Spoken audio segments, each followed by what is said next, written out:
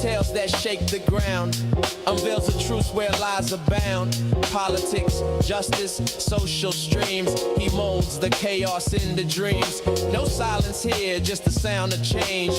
Boom, ping, ping, rearrange. Boom, ping, ping, the truth takes wing. Milwaukee's voice, let the city sing.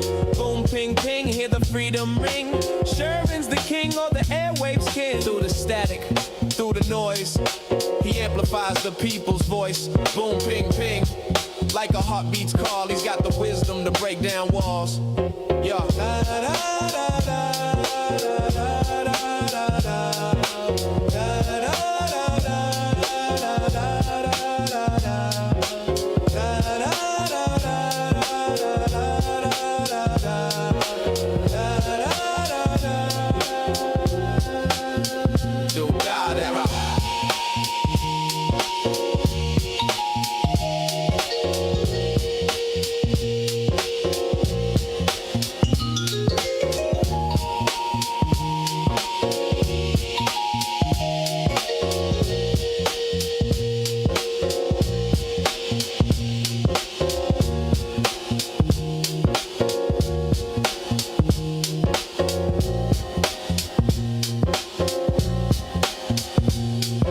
Good morning. Welcome to the program. Today is Friday, October 24th, 2025. There is a schizophrenic nature to American politics if we elect one political party to be president. We almost immediately regret the decision, and then we want the legislative branch to be represented by the party that's not in the White House. Now, that sometimes brings some political balance, but I think in the last probably 20 years or so, it brings stalled policy because you have a Democratic president and a Republican-controlled Congress. You would think that they would find some kind of compromise, some kind of middle ground. On the bare minimums, they do. They make sure that Social Security is funded, Medicare and Medicaid, at least up until this point. They would do the bare minimum, but as far as finding solutions to some of America's big problems, prevailing problems, they oftentimes fail because we have to have an appreciation for the fundamental differences of the parties. Over the last couple of weeks, I've been doing my level best to try and illustrate the contrast between the parties and to provide some information to people that think the parties are the same. Typically, that is what people say when they don't know about politics, they don't follow it. It's not for them. They just say, oh, they're both the same. No, that's a cop-out. They're not the same. They're very different. So I've been providing as much information as I can, information that makes sense, that shows the contrast between the parties, and I'm going to do a little bit more of that today because I don't want people thinking that the parties are the same. And most American voters know the parties aren't the same. They've got different priorities. Now, whatever it is that you think Donald Trump's priorities are, I assure you those are not the priorities of the Democrats. So just in that information right there I just shared, you know, these two political parties are not the same, but there are some really significant differences that I want to illustrate today that I don't think I've illustrated in previous shows because I had like a eureka moment as I'm reading through things and trying to make sense of the world and trying to avoid retelling the story of the white guy in River West who sells a little bit of cocaine. Boy, oh boy, did that story make a lot of local news. We're going to avoid that, talk about what I think are much more significant issues. Target is going to lay off 1,000 people. Maybe that impacts you, maybe it doesn't. Maybe that's a good thing because Target rolled back their DEI programs, and then, of course, a lot of African-American consumers. I'll be honest with you all, I didn't even know that black people shopped at Target. I didn't know that Target was such a target for our angst and anxiety in today's America. I thought as a black person that we had other issues that we were more concerned about. You know, the attacks on voting rights and redistricting. There's a story that I posted in the Hughes Views Facebook group, which is the Facebook group that corresponds with this show, that uses raw numbers to illustrate how the redistricting and the redrawing of congressional maps, which ultimately is being done to help Donald Trump retain his Republican majority in the House of Representatives, because now Trump is worried about being impeached. Because the moment Hakeem Jeffries becomes the speaker, they're going to start the impeachment proceedings, and they're going to have to, because you cannot allow 99% of the things that this president has done, including tearing down half of the White House to build a ballroom with no approval from anybody. You can't allow these things to take place in this administration and then not have a historical footnote. Because future presidents or future political aspirants will look at what Donald Trump is doing and say, well, Congress didn't say it was wrong. So they have to impeach him for a matter of history. And I know that doesn't really make a lot of sense to us right now because we are concerned about the president. We don't really have all that much effort or energy put toward how the future is going to interpret these moments. I look at the future. The radio programs that we make, one day somebody's going to look back on these programs and wonder, what the hell were people doing, saying, and thinking and talking about when Donald Trump was tearing down the White House and stopping people from getting their food share benefits? What was the prevailing conversation? So then the things that we say right now, including Linda calling yesterday and saying that she took her garbage out with her butt cheeks hanging out in a leotard, people are going to say, oh, that's why Trump did what he did, because people that listen to Sherwin show have their butt cheeks out. That's why we're in the position that we're in the year 2072. So I'm very much concerned about the future because they're going to look back on us like villains, like we look back on historical figures, let me say, like villains. Like, oh, where were all the people that were fighting slavery? Where are all the people that were just, not paying attention to what was happening to African Americans and all the oppression? Like, what were those people doing? They weren't doing anything, just like we ain't.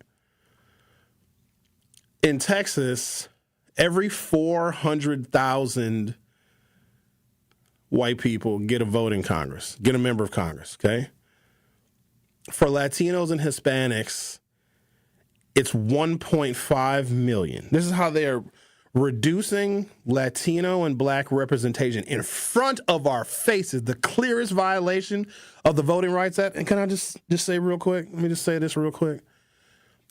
From the year 1964, which was a presidential election year, and then I'm going to look at 1968, which was also a presidential election year, so 4 years, okay, 1964 to 1968. The Voting Rights Act passed, if I'm not mistaken, in 1965. So from one presidential election year, 1964 to 1968, let me tell you what the Voting Rights Act did. It did many, many things, most of which we take for granted. But in 1964, black turnout in this country, 7%. 7%. You know what it was in 1968? 52%. The Voting Rights Act, among many other things, including solidifying African-American political representation in Congress, increased black voter turnout by 642% from one presidential election to another. Now, that bill that did that increased African-American voter turnout by 640% in the span of 4 years, is under attack because that piece of legislation works, because it protects our rights. The Voting Rights Act doesn't give black people anything. It just says, hey, you can't discriminate on all of these different lines and categories. And when you take away discrimination, we excel. That is why you have an administration that is literally here to reinstitute discrimination wherever they possibly can, because it prevents progress. Now, I'm going to do my level best to try and explain to you how Republican administrations hit the reset button on African-American progress. Now, I don't necessarily look at other racial groups, because I can't look at other racial groups, because if you were here from China, as an example, and you don't like America, and America's racist to you, and America's not fair to you because you're Chinese, or maybe you're from, give me another country. You're from the country of Yugoslavia. Nope, can't use that one. That country doesn't exist no more. You're from the Sweden. You eat meatballs. Swedish meatballs are very delicious, by the way. And you don't like America, but you're from Sweden. You didn't really like Sweden. You got bored with Sweden. And you said, let me go to America. I don't even know if that's how Swedish people talk. But if you don't like America, you can always take your happy ass back to Sweden. If you're from China and you come to America and you don't like, let me do a Chinese accent. I do not like America. That's my Chinese accent. So you thought I was going to do a different kind of Chinese accent because you're racist. I think I'm going to go back to China. Black people don't have anywhere to go back to. And stop saying that we're going to go back to Africa because I don't even know where in Africa I'd want to go. Africa is a continent. It's like telling a white person from Spain to go back to Scotland. Oh, go back to Africa. Where? I've never even been to Africa. And I'm not really in a hurry to go. It's hot there. I don't like being hot. I don't like cold weather either. But at least when it's cold, you can bundle up and put on your seat heaters in your vehicle. When it's hot, you can't do anything but suffer and hope that you have air conditioning. So I have to look at the impact of African-American black people because we are still targets. Speaking of which, I started the program talking about Target laying off 1,000 people.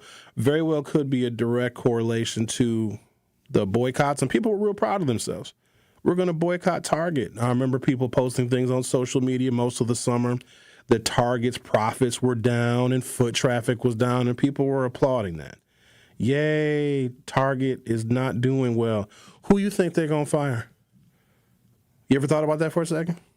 When black people make it known that they're upset with Target because of DEI. And I just thought we bought everything off of Amazon. I don't even know why anybody goes anywhere. I can decide. You know what I did yesterday? I need razor. I haven't shaved in a couple of days because sometimes I like my rustic look. It's sexy. It's debonair, you know what I mean? But I realized I needed some new razors. I just went on my phone and used my thumbs to order new razors, and they came to my house the same day. Why would you go to Target? But whatever. So we were real happy. People were like, oh, look, this is progress. We're boycotting Target, and Target lost whatever arbitrary numbers people were spouting on social media, $12 billion or whatever. Well, now they're laying off people. And guess what they're going to lay off? Black people. This is not the time for African-American unemployment to continue to rise. So it isn't just the corporate response to DEI being a fad of the past. It is the administration's response and anything that can be related to improving the lives and or trajectories of black people specifically. Black people specifically. How we handle migrants and immigrants is different, but black people specifically, because the federal government has always been an institution that has provided opportunity and fairness and promotion for black people. 300,000 federal workers laid off. That doesn't even include the number of federal workers furloughed. You know who a disproportionate number of those high-level managers are that work for different departments in the federal government? Black women. So we're going to do a little explaining today, a little conversation, a little chatting, and more importantly, what I strive to do with this show. And we just, we lose it by the time we get to like hour 2 or hour 3. But I really start really strong. I don't want to just talk about stuff and complain about stuff. I mean, yeah, we're going to do that. I want to see what's going on in the news, and maybe I'm going to editorialize it a little bit. Maybe I'll translate it so that people can better understand how it impacts them locally, wherever locally is for you. But more importantly, what I want to do with this show is create a body of work that creates knowledge. Creating knowledge. Taking all of the things that we know collectively and all of the strategies that we have all used to get to a solution, and then using all of that, all the things that we know and all of our different strategies that we have used to solve problems in our lives, and use that to solve society's problems. When you have a problem and you identify it, maybe it's poverty, maybe it's joblessness, hell, maybe it's racism. And we use the resources afforded to us in our brain stems, and we come up with a solution to that problem. That is us creating knowledge. And that is a blueprint that can be used by future generations who are going to look back at us and wonder, what the hell is wrong with us? So we are going to create some damn knowledge today, whether you like it or not. You're going to leave here smarter than you were, I hope, or maybe dumber. I don't know. We'll have to see. But you were listening to The Truth with Sherwin Hughes on 101.7 FM. Don't go anywhere. I'll be right back.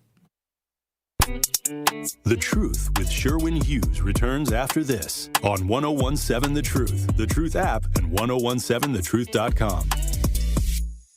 Tune in to the award-winning 1017 The Truth's Black Business Give Back Spotlight this Friday at 3:57 p.m. between The Tory Lowe Show and Truth in the Afternoon with Dr. Ken Harris. We will be joined by Chandra Williams, CEO of Breast Cancer Models, Inc., where she will discuss how she turned her battle with breast cancer into an inspirational story for others to have the feeling of pretty again despite their cancer journey. So again, that is the Black Business Give Back Spotlight with Breast Cancer Models, Inc. this Friday at 3:57 p.m. on the award-winning 1017 The Truth. Contract-ready businesses, opportunity seekers, partnership builders, deal closers. Marketplace Wisconsin, the Governor's Conference on Diverse Business Development, is focused on you. This event puts small businesses like yours in the room with buyers, partners, and mentors who can help open doors to bigger opportunities. Join us online December 9th, in person December 10th and 11th at the Baird Center in downtown Milwaukee. Whether you're in construction, looking for contracts, or a service provider ready to grow, Marketplace Wisconsin is for you.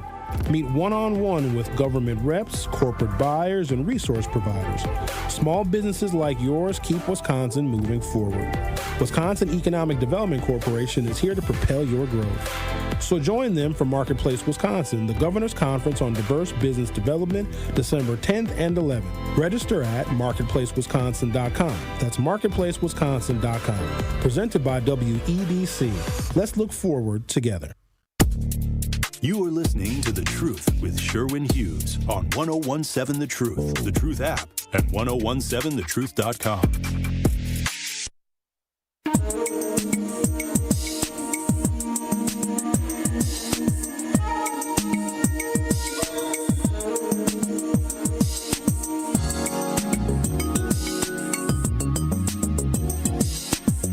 Target will lay off 1,000 corporate employees and close 800 open roles, affecting 8% of its global corporate workforce, the company said yesterday.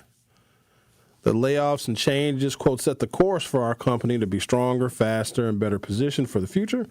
Incoming Target CEO Michael Fidelki said in an email to employees, I'd be curious to know if there are any political affiliations with the new Target CEO Michael Fidelki with the Trump administration. Does he have any conservative political proclivities? Is he coming in to reinforce that we're going to eliminate DEI? And I don't know the answers to these questions, but I'd be curious because now more than ever, it's important to know the political affiliations of people who are the heads of these major employers, these big companies, because what we come to find out is if they have fidelity to Donald Trump, they're not only going to give him money, they're going to give his family money, they're going to give contributions to Donald Trump in order to seek favor. And seeking favor in this administration, which can be bought, including pardons. Go look up how many people Donald Trump has pardoned based on how much money that they have given him, his family, contributed to his presidential library. Or here's the new one, the biggest grift is contributing to the ballroom.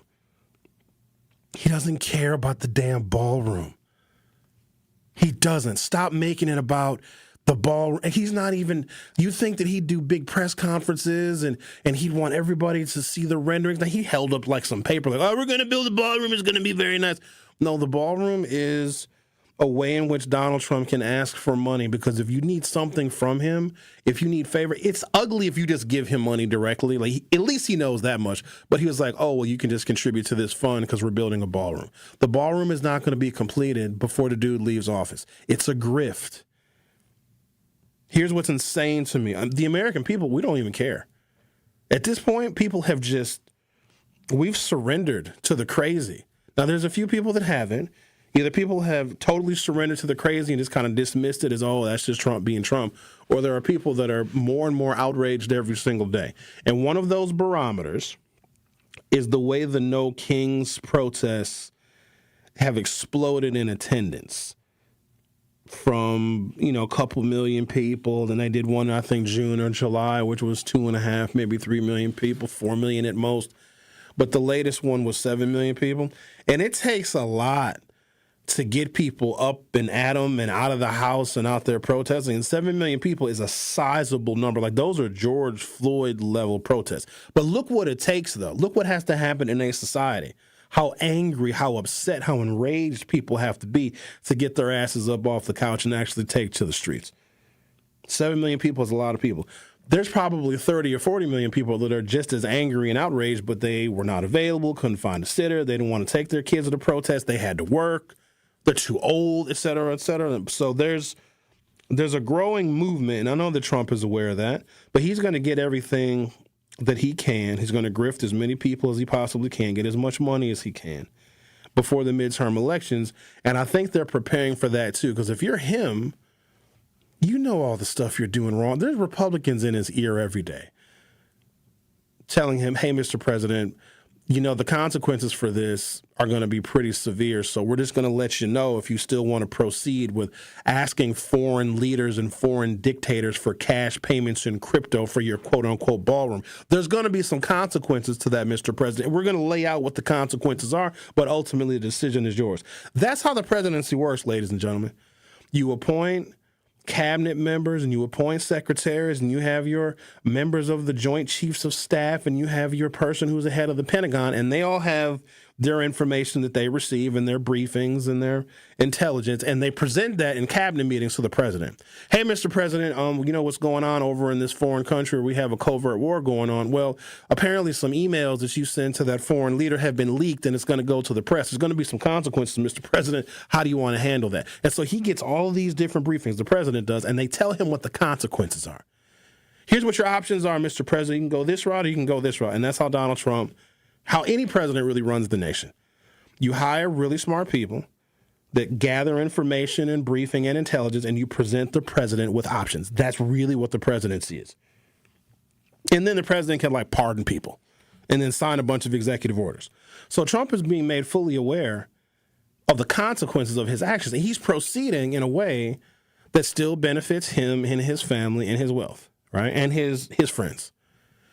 And so he has to be concerned about the consequences, because the biggest consequence is his impeachment and his removal from office.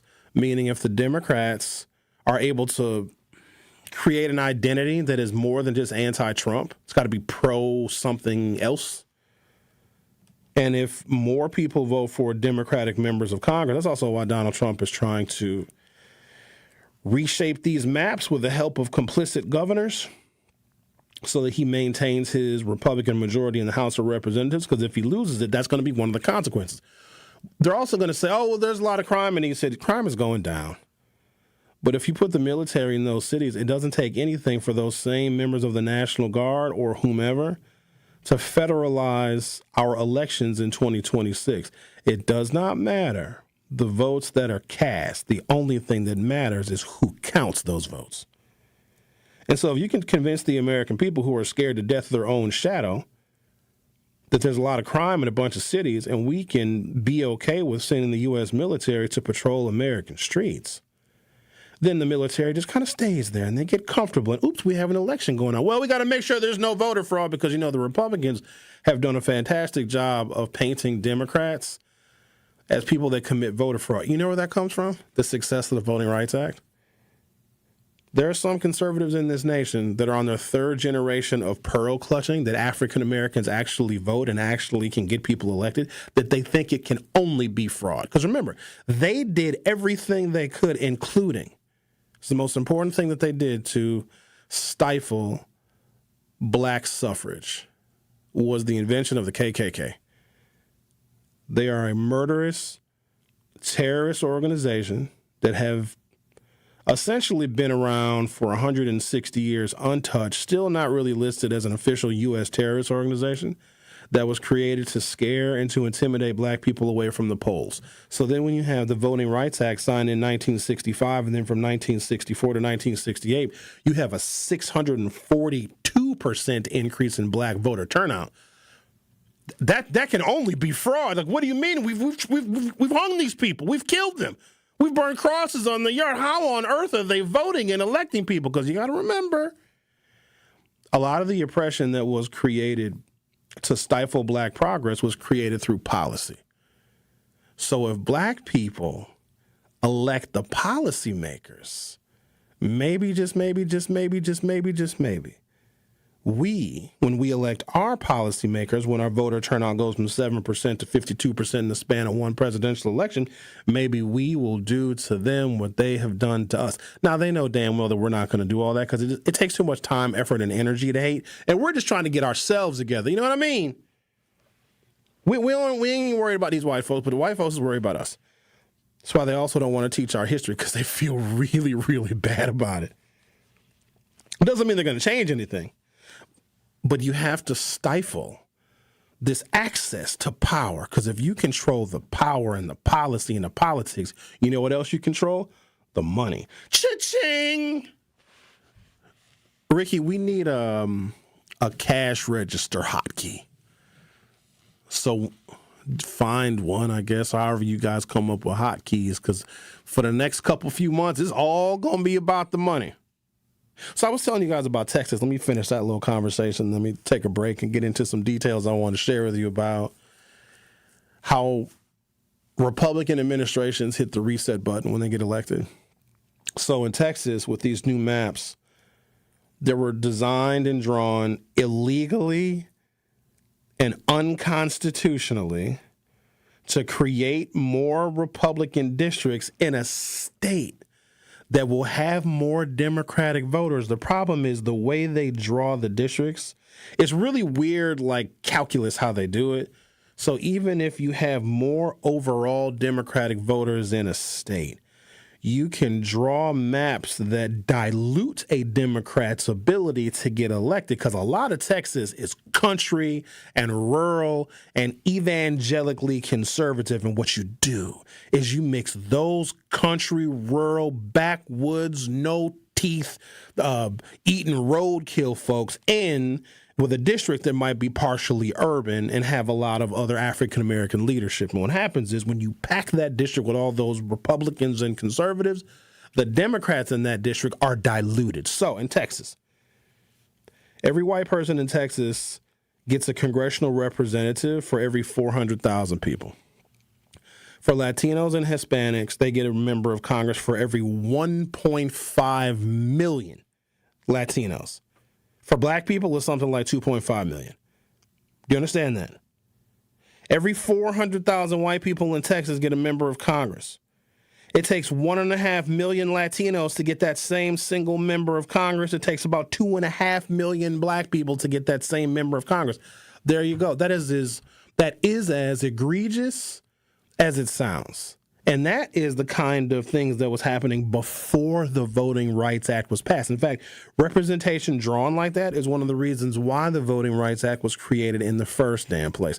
Now, here's the thing, and I can simplify it for some of those folks that need it simplified.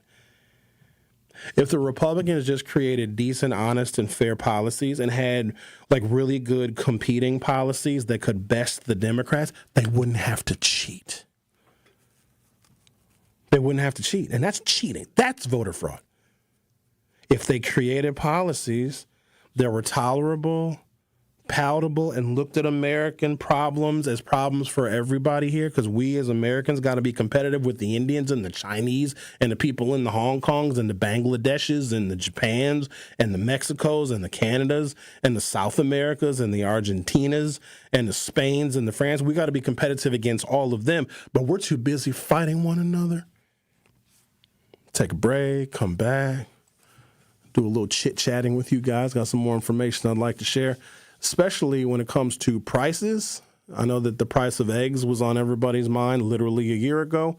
Let's see if the great deal maker, the businessman, has reduced prices for food since he has been in office, because that was one of the things he promised to do.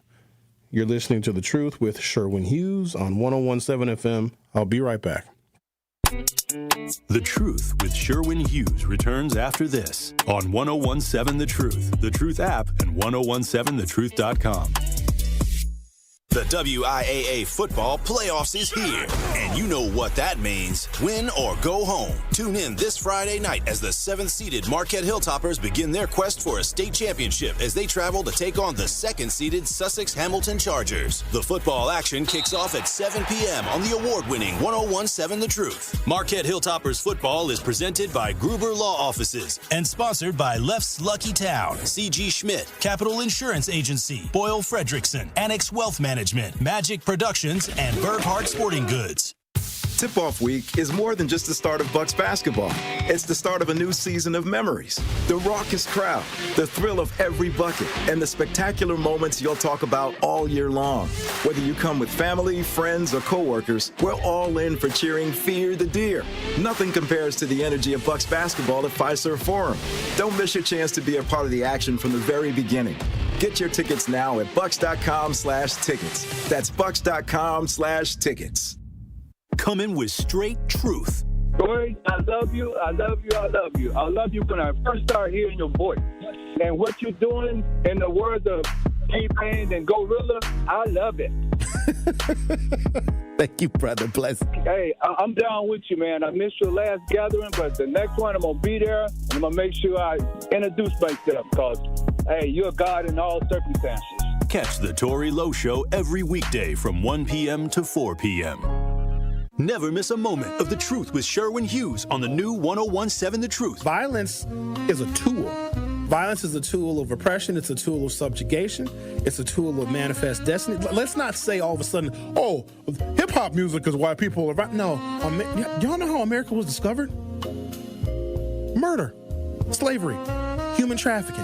The origins of violence predates hip-hop. Can we at least agree on that? Listen to The Truth with Sherwin Hughes weekdays from 9 a.m. to 12 p.m.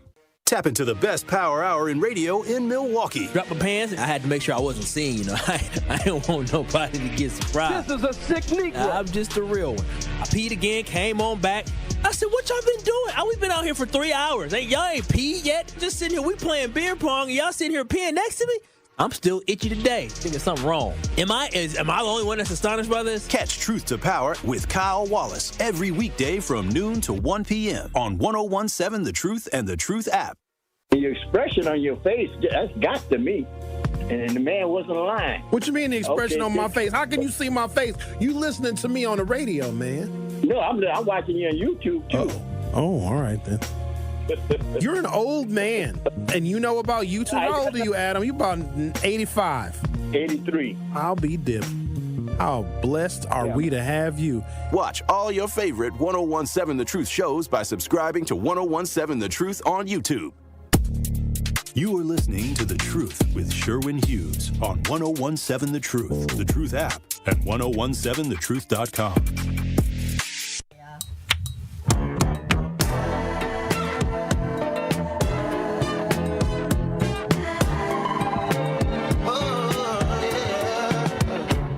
Eight 212-1017, 833-212-1017. I'm going to look at a couple of measures of prices. There's two of them. It's kind of complicated, but I'm going to simplify it for you. So you have the producer price index. The producer price index is basically what we call supply side economics. So how much does it cost companies and manufacturers to make stuff? Because they got to get the raw materials, and they have to hire people, the labor, to create things. And then there is the consumer price index. So that is what we as Americans are paying for these finished goods that we are buying. Now, tariffs gets involved here. So whenever a business or a company that makes, keyboards has to source their plastic from, Japan, and if we have a 200% tariff on Japanese plastic, well, then the producer, the ultimate company that's going to be creating that keyboard, has got to pay 200% more for their plastic. Now, that company that makes keyboards can look around, they can shop around for other plastic, but at the same time, they got to satisfy the demand for all of the keyboards. So if they have to pay the 200% more for their plastic, they're going to pass that on to you, impacting what we call the consumer price index. That is what we are paying for the goods and services that we purchase every day. It is a little early for this phone call, but let's, I guess, get it out of the way. Hello, Sherwin. You know, I'm telling you, these are, the American people are watching grown brat kids in office. Witness, they're not adults. They're not nowhere near mature adults. Just one example right quick. All they have to do is say, okay, we're going to... Hello? I'm here. Are you still there? Not okay. Really, but go ahead. One vote to get a bill that we can agree with, and then open up the government, and then bring it back to 8 or 9 people, 60 people. This got to override a bill. That's all they got to do. But they're going to say, oh, because the immigrants are... I mean, come on. Ain't nobody dumb. What is... These are actually grown brats. Kids. They're not in the 8th grade, because you don't know nothing in the 8th grade. All I knew was Christopher Columbus discovered America. Until I learned different. And then they're not a mature adult or an adult. These are kids. And there's some Democrats that's kids, but they're more adults than kids. It's a shame. It's a shame. You're right. It's a shame. It is a shame. We have grown kids. American people. Grown kids. They're real immature. What? Oh, my goodness. These are actually teenagers. Teenage kids. Brats. They need to go clean their room. They need their butts whooped. Yeah, they do. I mean, and then the only thing that keeps them going is money.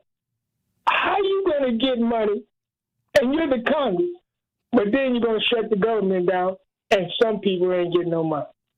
How are you going to do that? Don't get no money, man. Just like they don't get no money. But that allows you to continue to be a brat, a kid, a teenager. All right. We got that. We got it. All right, now. Okay, then, Bob. All right, a bunch of kids. The Republicans think that the Democrats are giving illegal aliens free health care. No illegal person is getting free health care. But as long as the Republicans are saying it, people that vote for Republicans will believe it, even if it's not true. Even if you can go and look it up, even if you can go and research it, you will find that it is literally not true. But the Republicans are saying that because, and I hate to admit this, but if you vote for Republicans and if you believe that the shutdown is the Democrats' fault, then you're stupid. There's no other way. All the information, if you have questions about anything, if Google ain't enough for you, there's AI, which is, so, let me explain AI to you. When Google don't got an answer, Google goes to AI. AI is what Google Googles. If you are moderately literate, you can actually find out that illegal people do not get free health care. But the Republicans continue to say it, and people are believing it. And that's what they're using as an excuse to maintain the government shutdown. The government shutdown is beautiful. It's beautiful for the Republicans because they ain't got to swear in the new Democratic congresswoman from Arizona who was the 218th vote to release the Epstein files. Donald Trump has a tremendous amount of power, authority, and latitude. He already was taking power, latitude, and authority anyway, but during a government shutdown, he has more, and he can furlough and lay off even more people. Now, remember, African Americans, particularly black women, are overrepresented in federal government employees. So when you lay off 300,000 federal government employees and you furlough a couple 100,000 more, who do you think is getting harmed? And they know all of this. They will continue with this government shutdown forever. Let me do you one better. Government is shut down. This dude is building a ballroom. I wish Obama would have. I wish Barack Obama would have said, well, we can't come to a solution. I'm going to shut the government down. I don't know why Obama sounds like George Bush, but you get the point.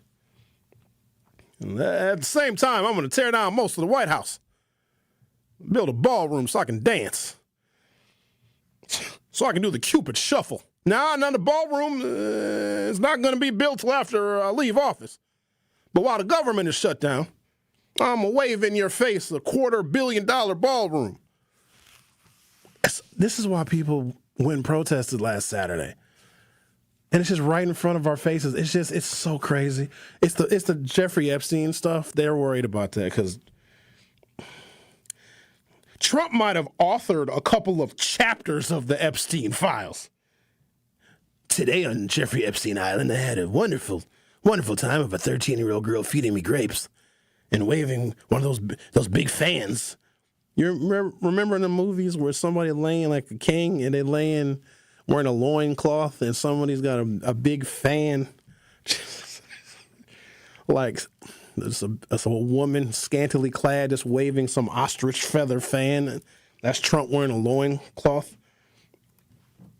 I'm take a break, come back. I said I was going to do consumer and producer price index stuff. Well, Bob called, so we had to handle that. When I come back, we'll talk about the increase, maybe the decreases in consumer and producer prices on the other side. The Truth with Sherwin Hughes. We'll be right back.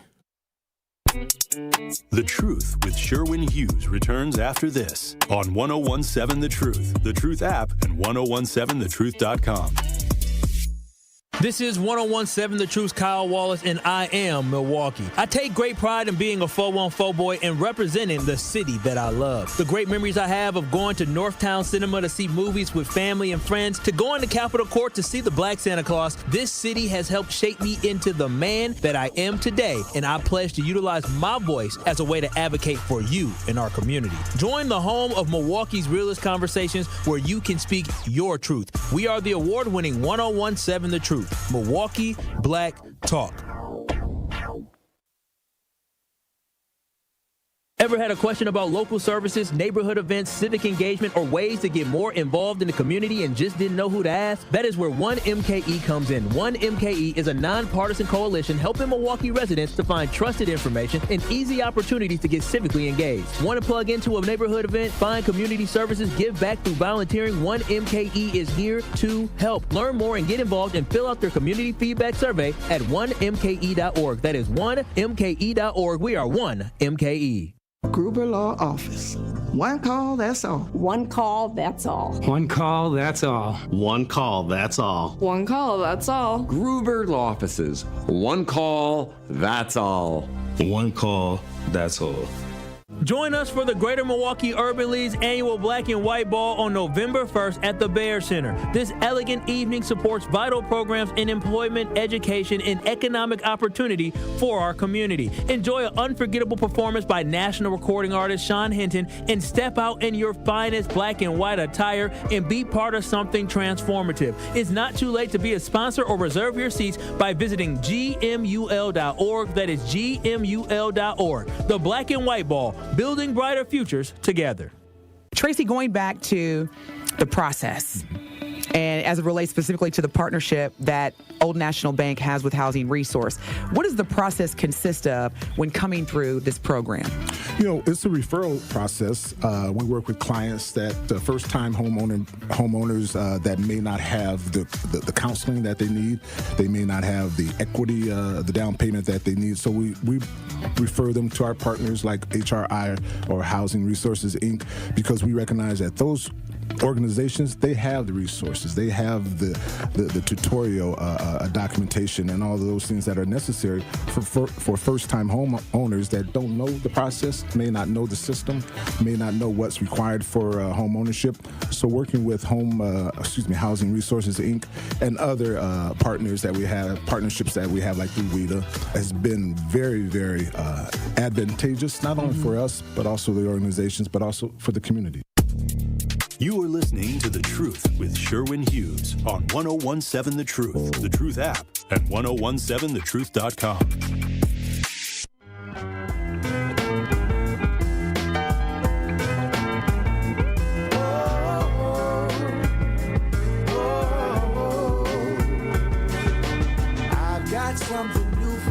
Looks like prices have gone up, but it doesn't matter because if there was anything that you could say to discourage people, the threshold was low. The bar was really low because we know that Kamala Harris was, and I got to use her as an example, just her as a symbol of who was running against Trump. She's a perfect example because you don't really have to say a lot of negative things about a woman of color, half Jamaican, half East Indian, married to a white Jewish guy. Like, you don't have to throw a lot of negative things at her. Just her historical pedigree is a high bar for a lot of American voters, especially rural voters and conservative voters. That was a high bar. If you ask them, they're like, oh, there's just something about her that I don't like. No, there's a bunch of things about her you didn't like. So all you have to do is say, oh, well, eggs are really expensive because of her, and prices are going to go up because of her, and, oh, crime is going to go rampant, which is crazy because, the Democrats apparently have been labeled by conservative media talking heads as being soft on crime, yet a lot of people didn't like Kamala Harris because she was a prosecutor and she was too tough on criminals. So if you just say a bunch of negative stuff about her, people are like, oh, well, I'm just not going to vote for her for all these different reasons. But then when Trump gets elected, and this is the biggest problem that I have, and this is why it's so difficult to have productive conversations with someone who votes for Donald Trump, because his own voters and supporters don't hold him to any standard. And they're suffering. Farmers are suffering. We're about to see what it looks like when 15 million white households lose their SNAP benefits. See, when white folks get welfare, they're real quiet about it. Black folks are not quiet about it because we can trace our poverty to institutional and structural racism. White people trace their poverty to isolationism and deindustrialization. Some of it is just white folks are lazy.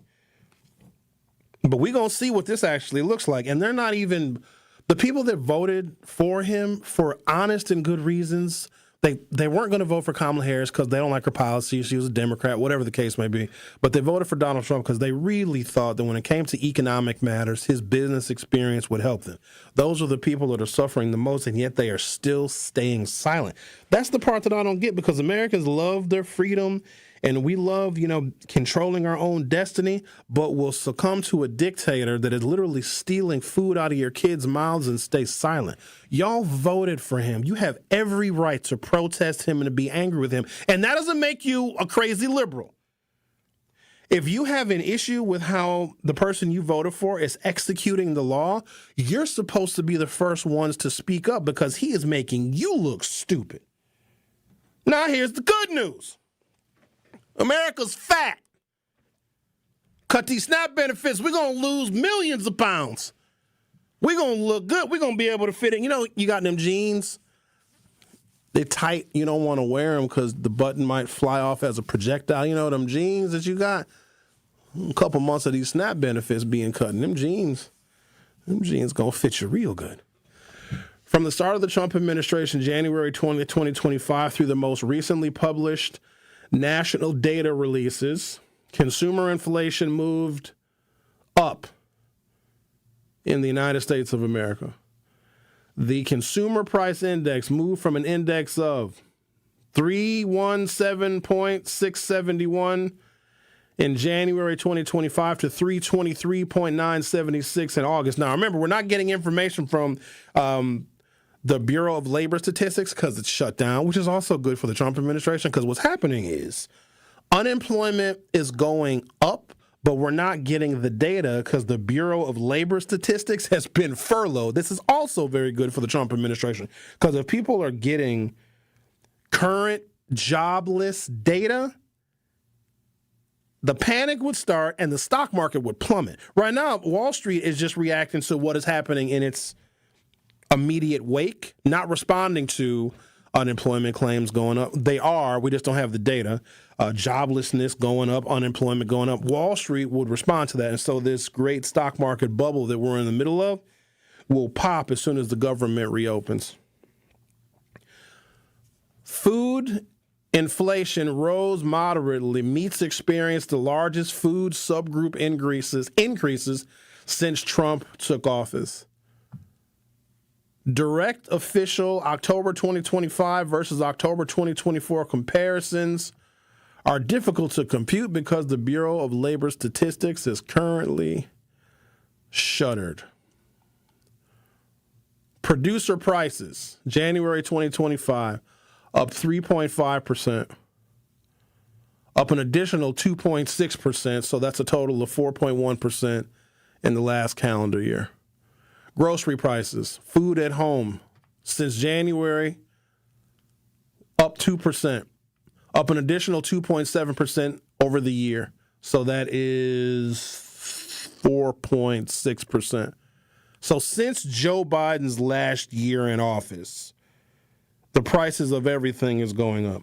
Meat, poultry, fish, and eggs, because y'all was really concerned about the price of eggs. Do you all really eat that many omelets? I couldn't tell you how many days a week last year. About a year ago at this time, people were just complaining about eggs. They called to show Sherwin the eggs is too expensive. What? Then don't buy eggs. Then buy chicken. And then you have your own eggs. You know, in the city of Milwaukee, you can have a certain number of chickens. I'm not kidding. It is legal to have chickens. You ain't got to worry about the price of eggs. Just go choke your chicken. Or how do you make a chicken lay egg? Do they just do it when the sun comes out? I don't even know how any of that works. You got to choke it. Don't kill it. Just choke it a little bit. Choke it softly. Meats, poultry, fish, and eggs up 6.1% since Trump took office. Up an additional 5.6% over the last year. Meat inflation was high in 2025, eased slightly by August, but still remains the fastest rising major grocery subgroup. Eggs, month-to-month volatility. I can't believe the detail they're going into about the price of eggs here. January release notes a sharp increase. Eggs are up 15.2%. And 53% year over year. So, well, you damn people saying you was going to vote for Trump or not vote for Kamala because the price of eggs. Eggs are up 53%. That's an expensive omelet. Or do you guys like Eggs Benedict? I guess you put eggs in a lot of stuff. It's in like baked goods and that kind of stuff. I like a good egg. Over easy, over medium, over hard. I like a good breakfast sandwich. But if eggs are up 53%, then I'll eat something else. Get some toast. Get some toast on some wheat breads. The Consumer Price Index meat subgroup drove grocery inflation. In August 2025, CPI reported the beef index rose 2.7% month-to-month movement. Now it is up 5.6% every month. The Producer Price Index releases call-out increases in beef and veal. Who eats veal? Veal producer prices in several months in 2025. Beef and veal is explicitly listed among the rising Producer Price Index release product details. Energy is up 2% year over year, an additional 1%. This is since Trump took office. Energy is up 2%. Electricity and natural gas diverged. Electricity year over year rose 2% and 6.2% since Donald Trump has taken office. Gasoline, they say, has remained relatively flat. Official statement as of 2025, the Bureau of Labor Statistics has not yet published official October 2025 CPI and PPI tables, as that department is still shuttered. So bottom line is prices are up. Producer price indexes lead consumer prices. Pass-throughs from producer to retail depends on margins, inventory, trade margins, policy, tariff changes.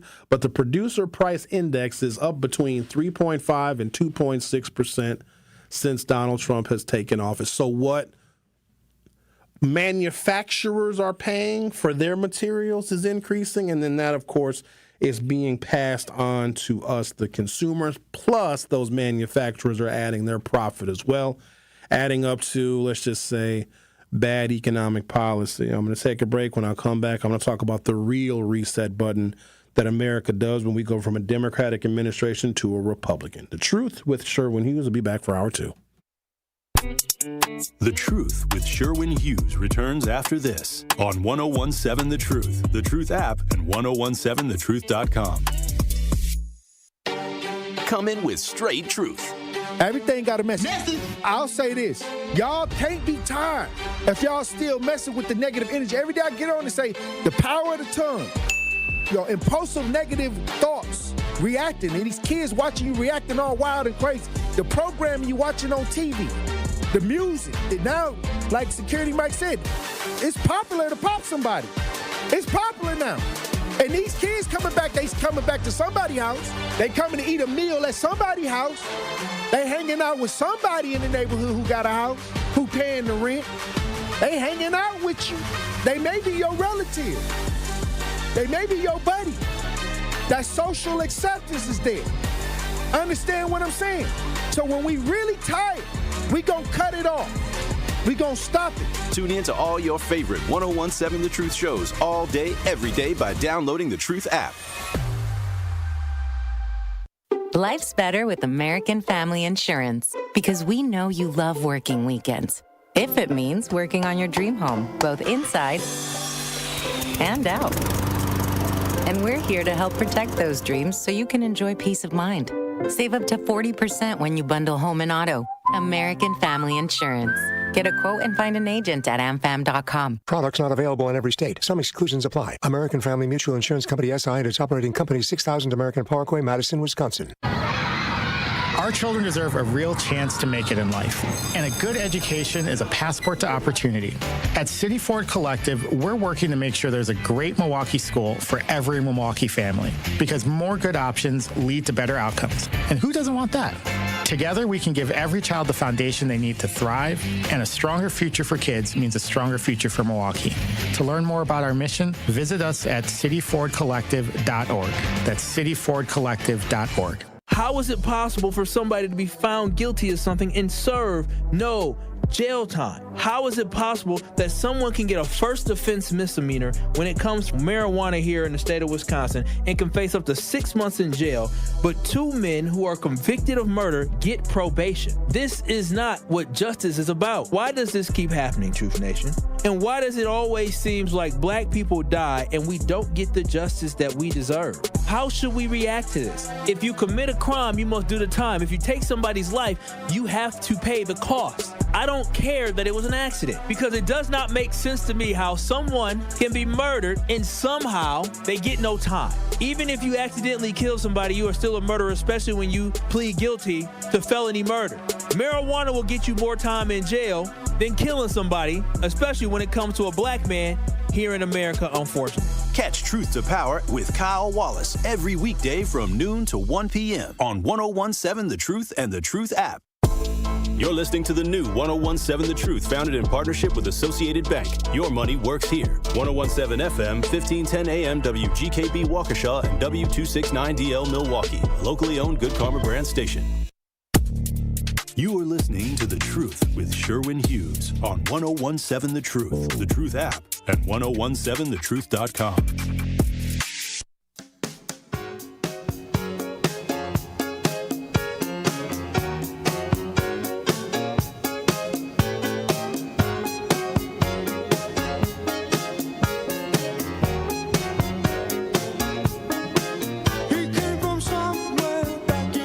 Welcome to hour 2 of The Truth with Sherwin Hughes.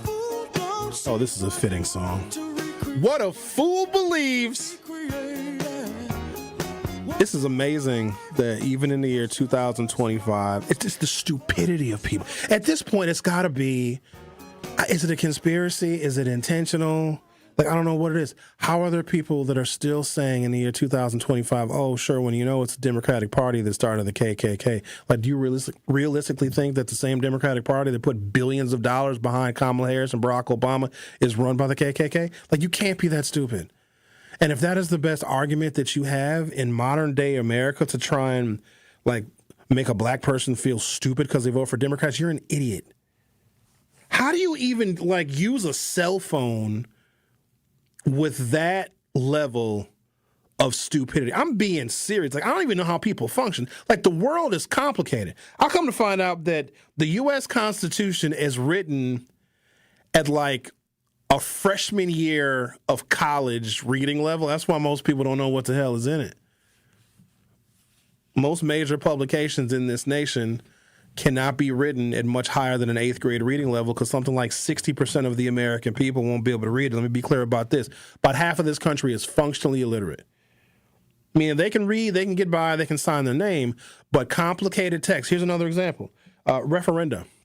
When you see a ballot referendum, when you go and vote, that is written at a college, like a bachelor's degree level. That's why so many people have a difficult time reading, understanding, and deciphering referendum. What do? They call us. They call my show because they can't. They don't understand. They don't know how to vote. Yes means no. No means yes. What does this word mean? What does this mean? What does this statute mean? It's written like that on purpose. Now, for me and for most of us that read a lot and that have the ability to decipher complicated text, I mean, it's kind of tedious. It's tedious only because most of what we read is written at such a low level that when we see something written at the level of education that we have received, it just takes a little bit more time. But I'm used to reading articles that are written for 6th graders. If you look at, so we talk about the MPS low level of reading scores. And it's bad, right? For black students, black children in 4th grade and 8th grade have real low levels of reading. But it's not just black kids.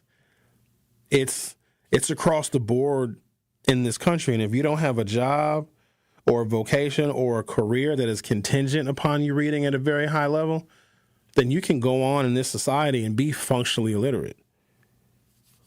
Sad. Let's talk to Greg. You're on 101.7 The Truth. How are you? I'm good, Sharon. I just, I listen to you every day. Thank you. And I work in an industry where, I work on houses, and some of the houses in the north side of Milwaukee. When we work on the houses, we have to do what they call a historical review if we do any changes to the house. Now, we're talking about the White House. And, I mean, we have to wait till they say, okay, you can do it. We're talking about the White House. You done tore out a whole wing of the White House.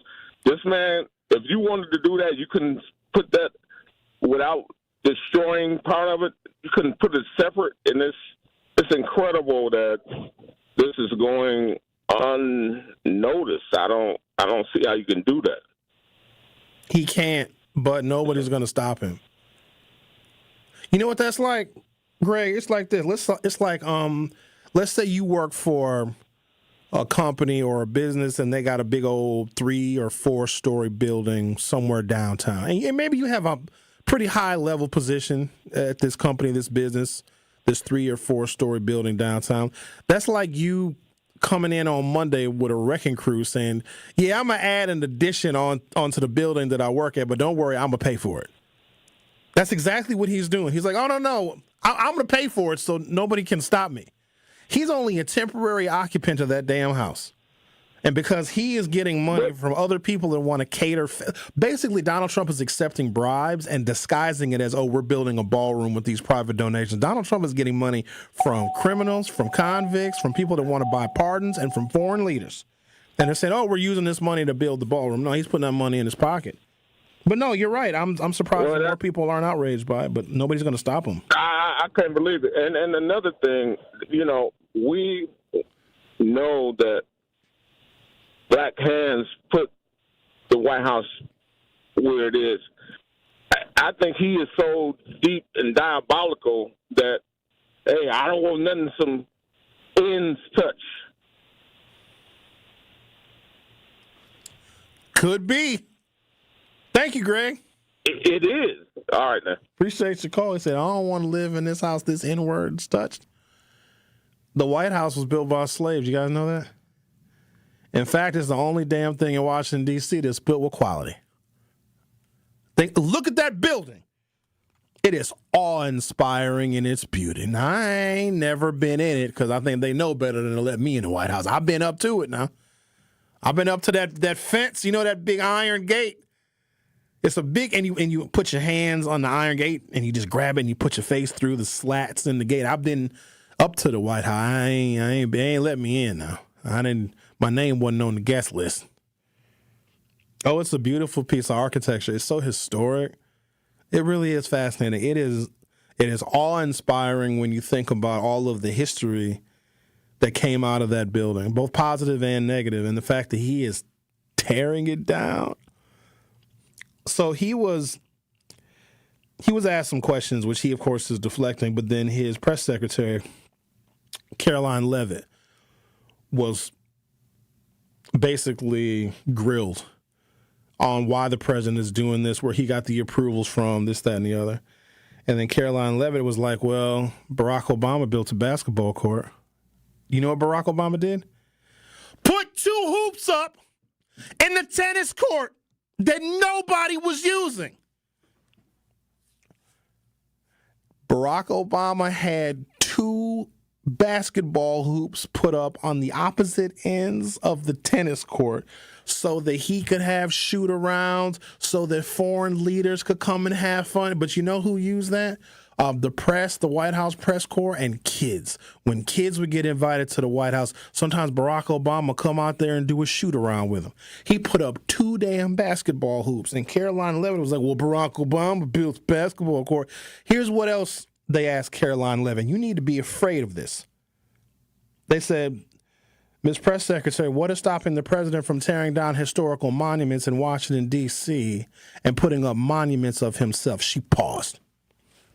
And the reporter was like, since you didn't answer that question, we can assume that nothing is stopping this president from tearing down the Jefferson Memorial and building a monument to himself. And I'll bet you he does it. I'll buy every last one of y'all omelets at Joe's that Donald Trump tears something down or builds a monument or a statue to himself before he leaves office, if he leaves office, and he said he's going to say he's going to do it with private donations. So if you want to cater favor from this president, if you want to get a pardon, get your mama a pardon, if you want to get a deal approved, if you want to get a contract, just give some money to the Donald Trump Monument Fund, and you're going to get everything that you paid for, and he's going to build a monument to himself. I bet you dollars to donuts. That's going to be the safest money I win all year. No one is stopping him. Not even his own weak-minded, intimidated voters. I wish Barack Obama would have. And you know, the East Wing is where the first lady, that's what he's tearing down to build the ballroom. The East Wing is where the first lady has her quarters, her office, etc. He's like, screw you, Melania. First of all, where Melania been at? I long said Melania got a black boyfriend. You know she cheating on him. Why wouldn't she? Come on now. You don't even see Melania. She's like, I've had enough of this. I think I'm going to go back to my native Bulgaria and be with my black African boyfriend, Mutombo. Multiple studies analyzing decades of U.S. Census and Bureau of Labor Statistics data demonstrates a consistent pattern. Are you ready for this? I'm going to drop this bomb. I'm going to take a break. And then on the other side, when I come back, we're going to deal with the mushroom cloud. This is the reset button that America does when we go from a Democratic president to a Republican president. This is the reset button. African-American families experience faster income growth, steeper poverty reductions, and lower unemployment under Democratic presidents compared to Republican ones. African-Americans, and I'm going to give you decades of data. I'm going to go beyond proving this point. African Americans do so much better and narrow gaps so quickly during Democratic administrations that America gets mad at the progress that we make. So then America reverts and votes for Republicans to erase the black gains. But here's what's crazy. During Democratic administrations, everybody does better. Okay, across the board. But black people do better faster. So when we see that, oh my God, black people are now excelling and they're getting educations and they're making more money and they're buying houses and they're investing in the stock market, you get a Republican to take all that away and give tax cuts to the wealthy because that guts the African-American progress. Now, it hurts white people too, but it hurts us even more significantly because of the monumental gains that we can make in a short period of time under a Democratic administration. Republicans get elected and they take it all away. And I'm going to give you, I don't expect you to believe me, so I'm going to provide you the information that illustrates the fact, and we'll deal with the mushroom cloud of that bomb on the other side. You're listening to The Truth with Sherwin Hughes on 101.7 FM. I'll be back shortly. The Truth with Sherwin Hughes returns after this on 101.7 The Truth app, and 1017thetruth.com. From the biggest stars to the greatest moments, Behind the Bucks is Bucks history like you've never heard it before. It's all on Behind the Bucks on the Bucks Plus audio network. Behind the Bucks is presented by Gallagher, your trusted insurance broker and HR and benefits consultant. Available now on bucks.com/plus, the Bucks app, the new ESPN Wisconsin app, and wherever you get podcasts.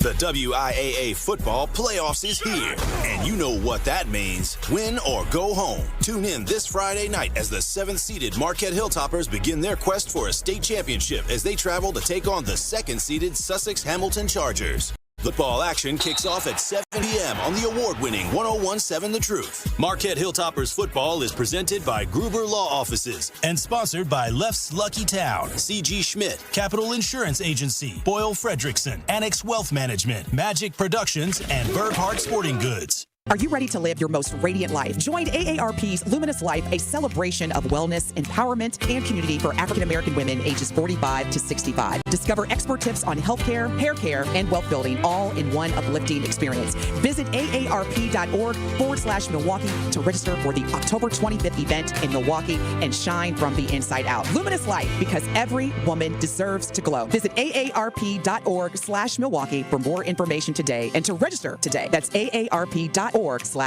Contract-ready businesses, opportunity seekers, partnership builders, deal closers. Marketplace Wisconsin, the Governor's Conference on Diverse Business Development, is focused on you. This event puts small businesses like yours in the room with buyers, partners, and mentors who can open doors to bigger opportunities. Join us online December 9th and in person December 10th and 11th at Baird Center in downtown Milwaukee. Whether you're a construction company looking for contracts or a service provider ready to grow, Marketplace Wisconsin is for you. Meet one-on-one with government reps, corporate buyers, and resource providers. Small businesses like yours keep Wisconsin moving forward. Wisconsin Economic Development Corporation is here to propel your growth. So, join them for Marketplace Wisconsin, the Governor's Conference on Diverse Business Development, December 10th and 11th. Register today at marketplacewisconsin.com. That's marketplacewisconsin.com. Presented by WEDC. Let's look forward together. You are listening to The Truth with Sherwin Hughes on 101.7 The Truth app, and 1017thetruth.com.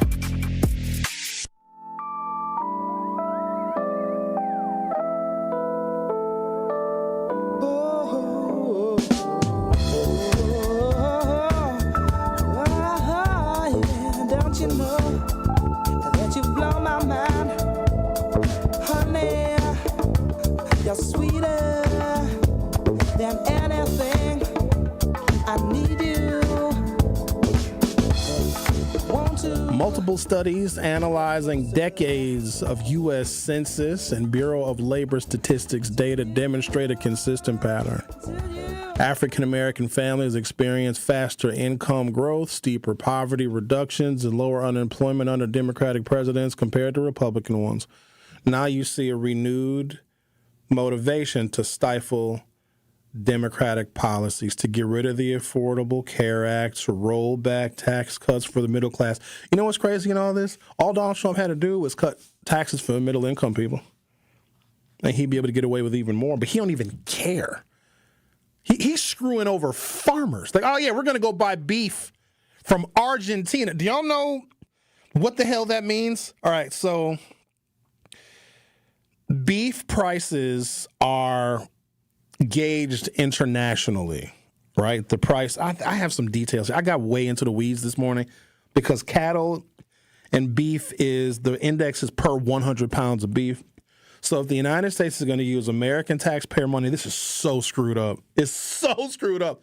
Going to use taxpayer money to buy beef from Argentina to increase the supply of beef coming to America, but it's purchased by the federal government. It's going to lower the price of beef. So American cattle ranchers are going to see their profits evaporated because the U.S., the United States government, under the leadership and advisement and direction of Donald Trump, is reducing the price of beef. Now, that's good for people that buy hamburgers, but it's horrible for cattle ranchers. So here's what happens. Oh, it's a beautiful system. They're going to lose their farms. Their farms will be bankrupt because if you are erasing the profit margin for cattle ranchers in America because the price of beef is so low, the cattle ranchers cannot afford their equipment, their machinery, their technology. They can't afford feed. They can't afford any of that. And plus, a lot of the things the cattle ranchers need to maintain their farms are going to be tariffed, so add those prices on there too. The farms are going to go bankrupt, which means you are creating open and available land. Data centers! All this Googling y'all doing, all these photos y'all taking, all these emails that y'all sending, all these text messages that y'all putting attachments on, where you think all that stuff is stored at? Stored in the cloud. What's the cloud? The cloud ain't a real damn cloud. The cloud is a brick and mortar data center that's millions and millions of square feet. And now with the proliferation of artificial intelligence, we're going to need more data centers, bigger data centers, more water to cool them. These farms is getting in the way. That's right. Bankrupt the farms, build data centers on the farmland. And that's exactly what's going to happen. I'll bet dollars to donuts on that too, because if I was Donald Trump, I'd do the same thing. Screw these farmers. Screw them. What are they going to do? We're going to do boycott? Well, what you going to do? Protest out there in rural Kansas? You're not going to do anything. You're going to take it. This is what happens when you get a president that has no empathy. He doesn't care.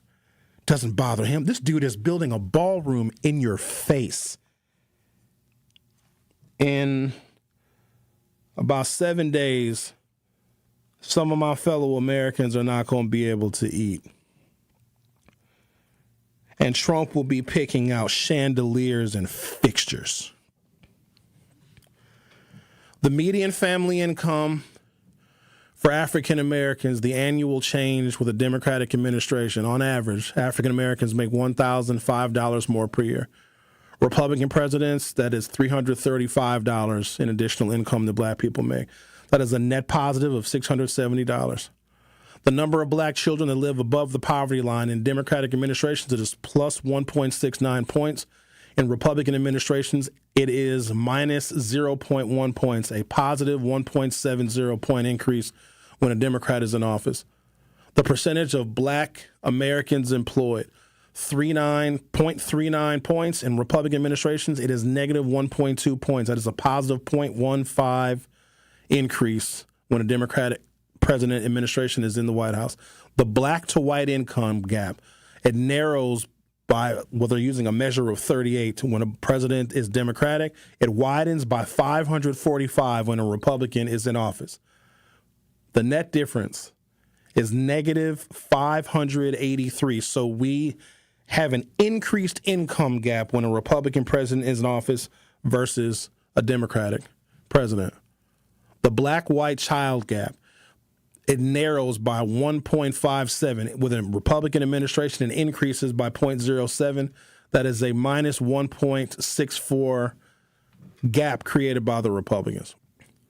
Over the full study period, Democratic years, 36 in total, drove 73% of all black income gains at $36,180, while Republican years, 39 in total, which we measured, accounted for just 27% or $13,065. Black child poverty fell 40% under Democrats, but stagnated under Republicans. Employment data shows a similar trend. Black unemployment averaged 5.86 under Democratic administrations and peaked at, including COVID, versus 6.65% under Trump, with record lows of 4.8% under Biden, surpassing Trump's 5.3 pre-pandemic low. So just 1 year of Joe Biden increased black employment, even though Donald Trump was raving about black employment during his administration. I want to read that again, actually. I want to make sure I'm fully articulating this. Black unemployment averaged 5.86% under Biden 2021 to 2024, excluding peak COVID, versus 6.65 under Trump 2017 to 2020. With record lows of 4.8% black unemployment under Biden, surpassing Trump's 5.3% pre-pandemic low. Historical figures further illustrate reversals and transitions. Black unemployment fell from 16.8% at the end of the Bush recession to 7.5% under Obama, but rose to 9.3% early in Trump's term amid policy shifts. Wealth gaps also widened under Republicans. The black-white income gap grew $21,000 during Republican presidencies, driven by policies like tax cuts favoring high earners, which exacerbate inequality. Under Trump, the average black-white wage gap widened $105.30, but narrowed under Trump by $105.30. Under Biden, it narrowed $92.80. There's more. Healthcare access. Democratic administrations, particularly Obama's Affordable Care Act, significantly expanded healthcare coverage for African Americans, reducing uninsured rates from 20.9% in 2010 to 10% by 2016. That is a 50% drop. That drop saved 2.3 million Black Lives Matters. 2.3 million more black people are alive because of Obama's policies. Now you see why they want to roll it back. And here's what they're doing. They're telling they stupid-ass voters, no, the Affordable Care Act gives free health insurance to illegal immigrants. I don't care if it does, if it saves 2.3 million black lives. Democratic administrations, particularly Obama's Affordable Care Act, significantly expanded health care coverage for African Americans, reducing uninsured rates from 20.9% in 2010 to 10% by 2016, a 50% drop that saved an estimated 2.3 million black lives through better health care access and preventative care. The gain was reversed under Trump, whose repeated repeal attempts, 2017 tax bill eliminating AKA penalties, led to a 2 to 3 percentage point rise in uninsured rates for African Americans by 2019, disproportionately affecting low-income black families. Full repeal would have uninsured 64% more low-income blacks per projections. Biden's expansions restored and exceeded these gains, dropping uninsured rates to the lowest level in American history to 9.7% for African Americans. So let me just make this abundantly clear. If you were white and vote for Republicans, you're supposed to. If you're black and vote for Republicans, you're killing your own people. Oh, you want more? I'm not done. I'll go all day. Education. Gains in educational access under Democrats, such as increased Pell Grant funding under Obama, rising 57% for black students, were undermined by Republican cuts. Reagan's 1980 budget slashed federal education aid by 25%, hitting Title I programs serving majority black schools hardest and widening the achievement gaps that we are still dealing with today, 40 years later. More recently, Trump's administration cut $22 million in grants for black-serving institutions and proposed eliminating the Department of Education entirely, while House Republicans in 2025 sought $67 billion in Pell Grant reductions through the year 2034, reducing awards by 20% and forcing 1 in 5 black students to delay or forego college altogether. These cuts reverse Democratic investments like Biden's $5.8 billion HBCU boost, exacerbating the black college completion gap, only 26% for blacks versus 40% for whites. You want a little more? I'm feeling very generous today. Voting rights and political participation. Democratic eras exemplified by Lyndon Baines Johnson's 1965 Voting Rights Act boosted black voter turnout from 7% in 1964 to 52% 4 years later in the presidential election of 1968. A 642% increase in African-American voter turnout in the span of 4 years. I'm going to pause right there, and I'm just going to provide a little more information about how the nation hits the reset button. We reset and evaporate African-American progress that is remarkable under Democratic administrations. Republicans erase it. They widen the gaps, leave more of us uninsured. When I just found out that 2.3 million black people's lives were saved by the Affordable Care Act, I'm sold on it.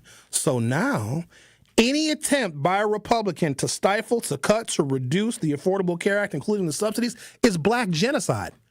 Period. Period. The Truth with Sherwin Hughes on 101.7 FM. We'll be right back.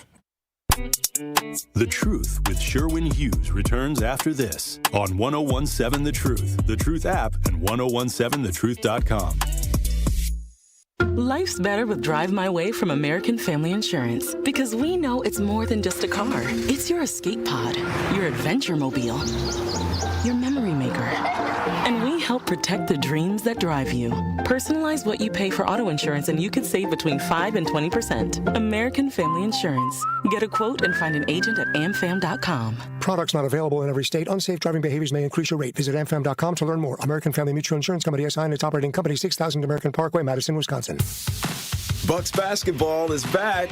A brand new season of big games, electric matchups, and unforgettable moments starts now. There's nothing like Bucks basketball at Fiserv Forum.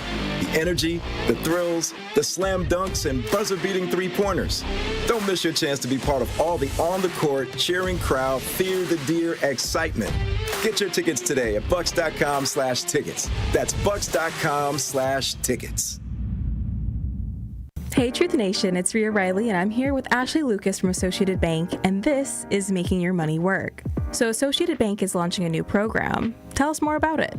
I'm really excited that our new Community Uplift Loan Program recently launched in early September. This is for business owners with annual sales under $1 million. So really our local businesses, our entrepreneurs, we provide lines of credit and business loans from $2,500 all the way to $50,000 with more flexible credit criteria. Anyone within our footprint can apply if they're looking for either a term loan or line of credit. So anyone, so there's no other qualifications? There are no other qualifications as long as our industry qualifies for our product. Wow. Okay, and then as a business owner, how can I apply? Well, you have to be in business at least a year.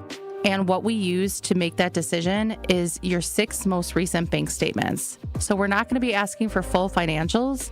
And the complete process from beginning to end takes about 5 business days. Everything is done directly online. Typically, we have a response from our underwriters within 24 hours. And do I need to go to the bank for this, or can I apply online? Well, you can go to the bank if you'd like, but you can actually go directly on our website, associatedbank.com, and apply for our Community Uplift Loan Program. Or you can apply directly over the phone with our virtual relationship hotline team. They're available Monday through Friday, 8 a.m. to 5 p.m. at 1-800-270-7725. This has been Making Your Money Work, brought to you by Associated Bank. You are listening to The Truth with Sherwin Hughes on 101.7 The Truth, The Truth app, and 101.7thetruth.com.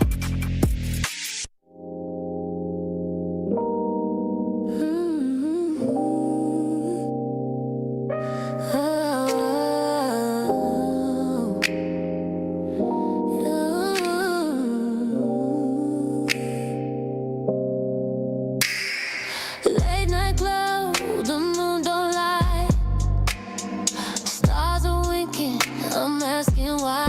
833-212-1017, 833-212-1017. Millicent texted in and said they can also build low-income housing on that land. They ain't gonna do that. They're not gonna build housing for poor people on foreclosed farms where we need data centers. Daphne says corporate farms will swoop in and buy those family-owned farms only to the extent that they're more profitable than a data center. And I think a data center is much more profitable. And I would say, look at what we pay for food. I guess food that's domestically grown, where corporate farms could potentially make profit versus, I want you to do a little math now. I want you to add up what you pay for internet service, cell phone service, or any other digital services. Like I even pay monthly fees for AI programs. I would venture to say that what we pay for technology, either as individual consumers or the technology that's built into everything that we utilize, can create more profit from a data center to store all of that information than growing corn. That's where I think the money is going to be at. And the Biden administration, they wanted to take, well, they weren't taking farmland. They would say, hey, farmer, we know the price of corn and soybeans is going down and you're not really making a lot of profit. How about you lease 75, 80, 100 acres of your basically vacant, empty farmland that you can't even afford to plant seeds on, and lease it to the federal government so we can have a wind farm so we can produce electricity for your town. At least some of those farmers could use their land for clean energy, and Donald Trump got rid of all the clean energy subsidies, all of them. But the differences between African-American progress and African-American recession from one Democratic administration to a Republican administration is only one thing. It is intentional. Now, during Democratic administrations, everybody does better, but African Americans do dramatically better. Now you understand why black people vote for Democrats. And if you didn't understand that before this conversation, I get it. You just thought that we were all stupid because you still want to identify black poverty. But most black people that are doing a little bit better are not going to promote it. They're not going to tell anybody. They're just going to live their damn lives. We think that the existence of black poverty means that Democrats are failing. I have got nationwide data that shows the complete and total opposite. Every measurable category, every single one. Not only do black people do better, we excel faster than other racial groups. So I would argue in the limited amount of time that Democrats are in office, they do more for African Americans than Republicans do for any kind of white person other than a billionaire. Now, I know a lot of white people. Don't know a lot of billionaires. Healthcare access. Democratic administrations, particularly Barack Obama's Affordable Care Act, significantly expanded healthcare coverage for African Americans, reducing uninsured rates from 20.9% in 2010 to 10% by 2016, a 50% drop that saved an estimated 2.3 million black lives. Gains in educational access under Democrats, such as increased Pell Grant funding under Obama, rising 57% for black students, were undermined by Republican cuts. Reagan's 1980 budgets slashed federal education aid by 25%, hitting Title I programs serving majority black schools hardest, and widening achievement gaps we're still dealing with today, 40 years later. More recently, the Trump administration cut $22 million for black serving institutions and proposed eliminating the Department of Education, while House Republicans in 2025 sought $67 billion in cuts to Pell Grants through the year 2034, reducing awards by 20% and forcing 1 in 5 black students to delay or forego college forever. These cuts reverse Democratic investments like Joe Biden's $5.8 billion investment in historically black colleges and universities, exacerbating the black college completion rate, 26% versus 40% for whites. Voting rights and political participation. Democratic eras exemplified by LBJ's 1965 Voting Rights Act boosted black voter turnout from 7% in 1964 to 52% by 1968, a 642% increase, enabling major electoral gains for African Americans.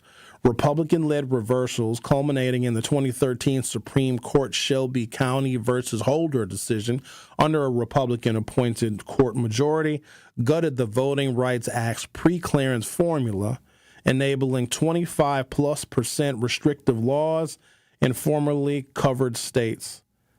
This suppressed the black turnout by 2 to 3% in affected areas, disenfranchising 1 million voters of color and diluting black political power, blocking fair redistricting in Alabama and Louisiana. Post-Shelby, black turnout fell by 8.6% and continues to keep falling. When black turnout falls, Republicans win, just FYI. Criminal justice. Obama's Fair Sentencing Act reduce crack cocaine disparities impacting 80% of black defendants, cutting black incarceration by 10% by 2016, Trump's law and order rhetoric and Department of Justice rollbacks ending consent decrees on police reform, reverse momentum with federal black incarceration rates rising 5% by 2019, amid renewed mandatory minimums. While Trump's First Step Act in 2018 was a bipartisan win, releasing 3,000 black inmates, overall Republican policies like Reagan's war on drugs tripled black imprisonment rates from 1980 to the year 2000. Lasting disparities. African Americans are 33% of prisoners, despite 13% of the population. So the little 3,000 people that Donald Trump released, nothing. Literally insignificant. While some Republican policies yielded short-term gains during COVID, black unemployment lows under Trump, broader data shows that these often build on Democratic recoveries. So even when Republicans create positive policies for African Americans, it's just built upon what Democrats had laid forward prior to. Obama's post-recession growth are eroded by subsequent gaps in wealth, health, and rights. Critics argue external factors like recessions, 2008 under Bush, skew comparisons, but adjusted analyses confirm partisan differences drive 30 to 50% of the racial disparities we see right now. So simply electing a Republican maintains black disparity. And here's what's crazy. We think it's either our problem or our fault to fix the disparities that are rooted in policies at the federal government. Here's why this is tough. Because when the federal government creates a policy, every single state, every county, every town, every city has to follow it. So if those Republican presidential executive orders and policies are implemented, especially when you have a sympathetic and sycophantic Republican House of Representatives and U.S. Senate, it is going to do a number on harming African Americans. Now, here's the other thing. We're only 10 months into this administration, so they haven't even revved the engine up yet. They haven't even started. The 200-plus executive orders, this current federal government showdown, which is based upon the Republicans lying to everyone and saying, no, the Affordable Care Act is free health care for immigrants. No, it saved 2.3 million black people from dying. And that's why they're attacking it. Why are you still believing what the hell they're saying? Watch what they are doing. I just gave you all that. You can go look all this stuff up yourself. I gave you all the data and all the research in 36 and 39 years of Democratic versus Republican administrations. The Affordable Care Act did more to save black people and increase the number of African Americans that had access to health care than anything the Republicans have ever done. In fact, they have been anti the Affordable Care Act. Why do you think that is? Same reason why Donald Trump cut federal research for cancer funding by 40%. Why? Because African Americans were benefiting greatly from the increase of federal investment in cancer research, led by who? Joe Biden, whose son died of cancer, and that same Joe Biden who is suffering through cancer right now as we speak. Donald Trump cut all of that. Now, here's the problem. White folks are going to die of cancer, too, at probably higher rates than needed and necessary, all because it was told to Donald Trump that federal investment in cancer research is saving black people's lives. And I don't even have to make it a racial thing. I don't think that Donald Trump sits around and just stews about black people he hates. He just knows we don't vote for him. And we have been, with very little variation, the most consistent voices against him and his policies. We have been black people. And we don't vote for him. And we tell other black people not to vote for Donald Trump. So Trump doesn't like that. He doesn't like the fact that we do not support him, and we have been the consistent voices lobbying against him, his ideas, his executive orders, and his policies. Now do you understand why there is so much anger toward the black Republican? You are voting for all of the things that you know afflicts your people. All of the disparities, the reductions in education funding, increasing incarceration, all the things that make black folks mad get worse statistically. It's documented. under Republican administrations.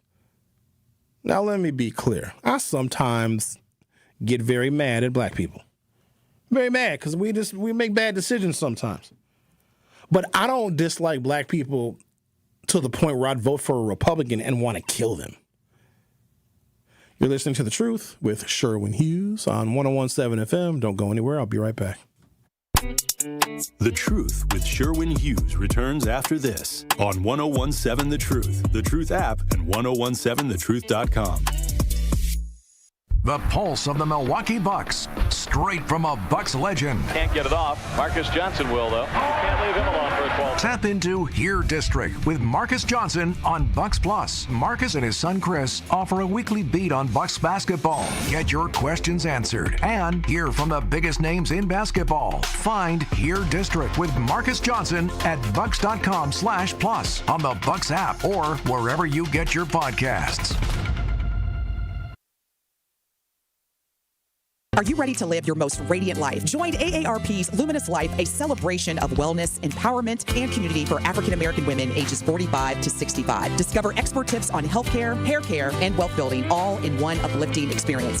Visit aarp.org/Milwaukee to register for the October 25th event in Milwaukee and shine from the inside out. Luminous Life, because every woman deserves to glow. Visit aarp.org/Milwaukee for more information today and to register today. That's aarp.org/Milwaukee. The WIAA football playoffs is here, and you know what that means. Win or go home. Tune in this Friday night as the 7th-seeded Marquette Hilltoppers begin their quest for a state championship as they travel to take on the 2nd-seeded Sussex Hamilton Chargers. The football action kicks off at 7 p.m. on the award-winning 101.7 The Truth. Marquette Hilltoppers football is presented by Gruber Law Offices and sponsored by Left's Lucky Town, C.G. Schmidt, Capital Insurance Agency, Boyle Frederickson, Annex Wealth Management, Magic Productions, and Burkhart Sporting Goods.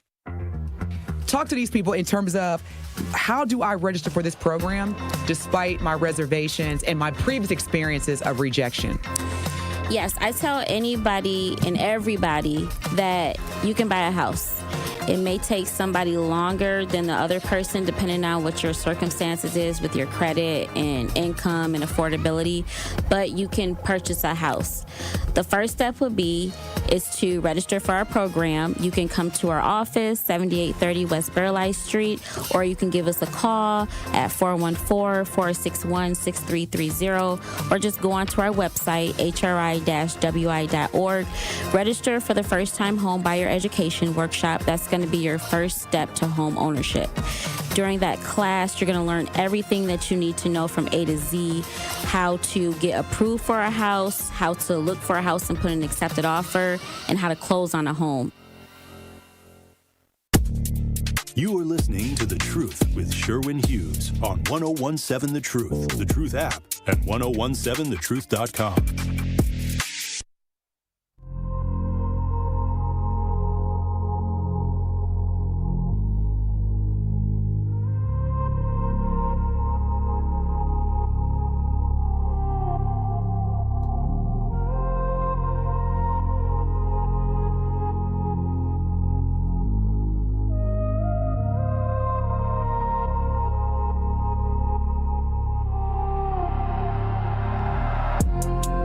I'm seeing these different analyses of how poverty hits different groups of people in disparate kind of ways. And I kind of alluded to it on yesterday's program, where rural poverty looks a lot different just because there's not a plethora of anti-poverty programs, agencies, and organizations in rural areas like we have in urban areas.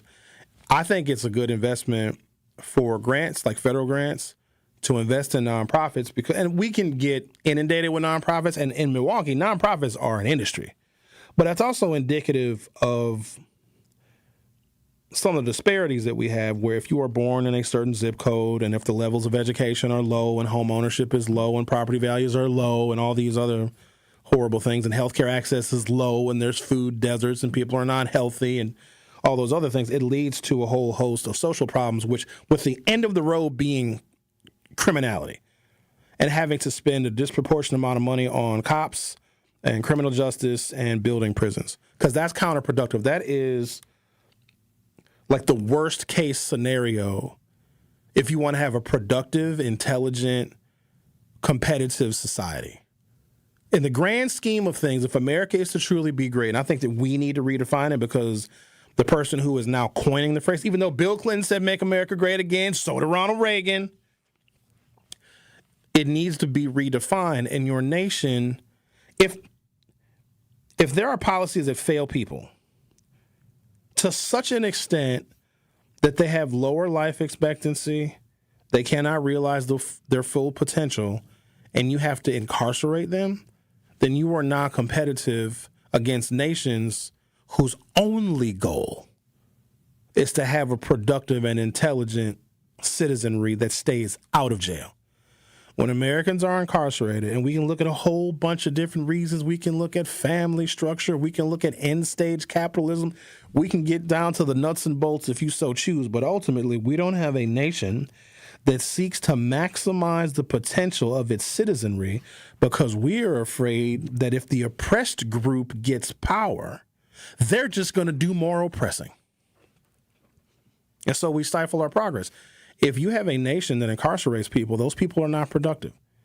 And if you have a nation, say one of these foreign nations, especially a Southeast Asian nation, that is going above and beyond to try and educate their people and make them productive, have more mathematicians and more scientists and more engineers and more coders, then America's going to get its butt kicked.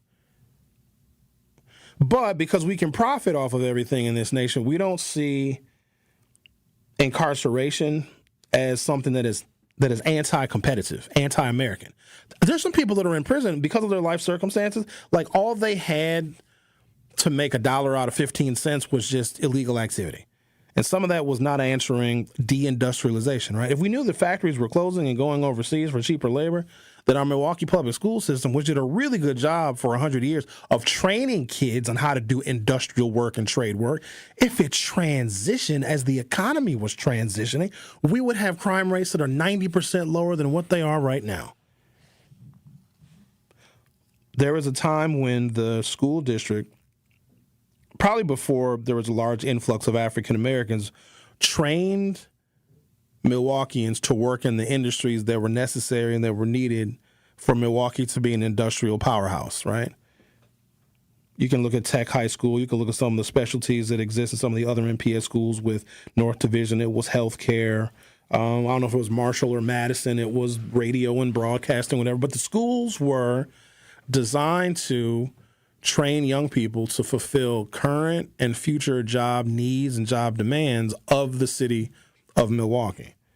But as time went on, and the district, but MPS used to be a white district. You also can look at when it was more successful. It was a majority white kids. When white people that create, and this is not even a strike against white people, this is just their self-preservation. When they create all of the systems to educate themselves and their children, those systems are going to work at their optimum. But when other races come in, white people get afraid. Because, like, what does that mean if Latinos and Hispanics and Asians are coming in? What does that mean if there's a large influx of African Americans moving from the Jim Crow South up north? We can't give them the same education that we gave our kids, because these black and brown kids are not our kids. We're always very concerned about competition in this nation because, you know, competition forces you to be better and to reduce your prices and to be smarter and to be a little more cunning. We would rather eliminate the Constitution instead of making our output better. So just don't educate the kids at the same level. In fact, let's criminalize them if we can. Let's create a new pipeline. Instead of school to employment and home ownership and school to productivity and school to entrepreneurship, let's do school to prison. Because if you don't want black children to receive the same education that white children get, then what are you going to do with them? You got to lock them up. You can't just let them languish and be idle. Now, I'm oversimplifying this, obviously. But the reason why we have a parental choice program, which even white liberals hate, is because the governments saw this. Administrations saw this and the courts saw this. If you can segregate children, because as places got more integrated, the white kids wanted to go somewhere else, and the white parents wanted to move their kids away from black kids, not even because of just the issues of racial hatred. I think the blending of cultures was probably intimidating for some white parents, but also you don't want these black kids getting the same education of your white kids because that might reduce the quality of your white kids' education if the black kids know the same thing the white kids do. So you segregate the schools. Or you send your kids to private schools where the tuition is like a poll tax. Because if you can't afford the tuition, well, you can't send your kid to that school. Well, it was found that even white liberals were using the parental choice program as a new form of Jim Crow education segregation. That's all they used it for. There's some non-Catholic, non-practicing, atheist-ass white people that will send their kids to Dominican and Pius and Thomas More and St. Joan Antietam and Divine Saviors because the tuition is high and it keeps black families out. And so once that was discovered that people were using private schools and private education as a new form of academic segregation, then the parental choice program came to be. It is not fair for tuition to be a barrier for a child's education. If a family can't afford it, because don't we tell poor people to get an education? Don't we just tell them, oh, if you just get an education with your poor ass, you'll be fine. Okay, cool. Well, where's the best education right now for these days and times where the class sizes are smaller and the kids are performing better? Now, I know a bunch of liberals are going to say a whole bunch of stuff like, well, private schools don't perform better. Then why in the hell do MPS teachers, principals, and administrators send their damn kids to private schools? You want to know where the best education is? Ask a teacher where they send their kids. That's like asking a chef what his or her favorite restaurant is. If you know somebody that makes food, they'll tell you where the best food is made. They'll know the best restaurants. They'll know the best chefs. They'll know where those chefs study. That's right. Ask someone who is in the field of education where they send their kids. Teachers ain't sending their kids to awful schools. They know better than that. And here's another thing. Teachers don't homeschool their kids either. Nope. There are institutions that can do a great job of educating kids. What you do is you got to keep the black children out of those institutions by having tuition. And then when the state Supreme Court, I don't know, close to 40 years ago said, yeah, that's unconstitutional, we're going to invest, as the state of Wisconsin, X amount of dollars per student, no matter where that student chooses to go. And if that student and their parents choose a private school that has tuition, the tuition can no longer be a barrier because that would be unconstitutional. And the liberals had a fit. And they went on a rampage railing against the parental choice program. See, it's not the little fly-by-night schools that pop up overnight. It's not those schools that the liberals are worried about. They, just like their foremothers and forefathers, when I say foremothers and forefathers, their parents and grandparents don't want their kids, as liberal as they are. And a liberal will tell you when they're in a black space how much they loved Obama, how much they love Kamala Harris, but very well may have voted for Trump because they don't want to be found out, right? But when it comes down to it, they don't want their kids going to the same school as yours. There's no way that they want their children to even be, your children rather, to be remotely competitive with theirs because they're paying all that money out of pocket for tuition. And then enter Scott Walker, who screwed it up even more, who said, well, if we have the parental choice program where black kids can go to these private schools with high tuition for free, then we're going to make it easier for parents that can afford the tuition, that make $100,000 or more that are paying out of pocket for tuition. Well, we're going to give you a tax break and we're going to make it so that you don't have to pay tuition either. Scott Walker was like, well, if the blacks get to go for free, well, we're going to make sure that the white people can go for free as well. Even when white families that have higher incomes could afford, and weren't even complaining about the tuition. They would rather pay the tuition, had no issue with it whatsoever. But Scott Walker was like, I'll do you a solid. Because the blacks get to go to these private schools for free. We're going to give you some pretty significant tax breaks, or we're going to increase the income level that you can have and qualify for free tuition at a private school. Oh, I love politics. It works out so perfectly, doesn't it? The Truth with Sherwin Hughes will be back for Hour 3. The Truth with Sherwin Hughes returns after this on 1017 The Truth app, and 1017thetruth.com.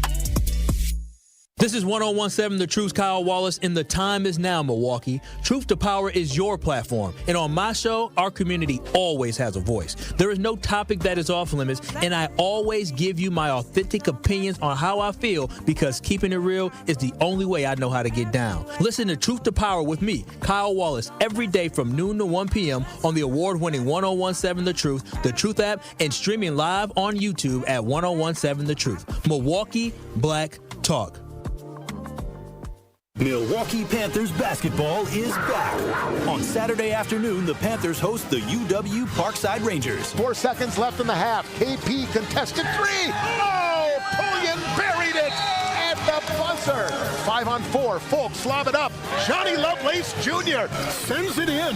Scott Warris has the coverage Saturday starting at 12:30 p.m. on 1017 The Truth and the Milwaukee Panthers Sports Network from Learfield. Tip-off happens at 1 o'clock.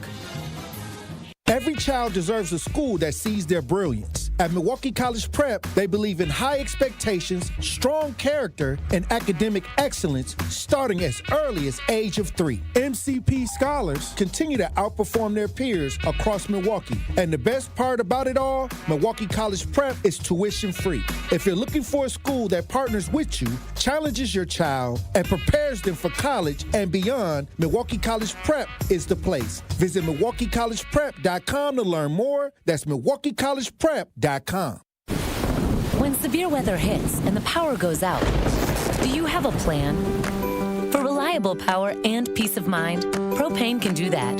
It only takes about 10 seconds for a propane-powered generator to restore power to your home. So no matter what Mother Nature has in store, you know you're prepared.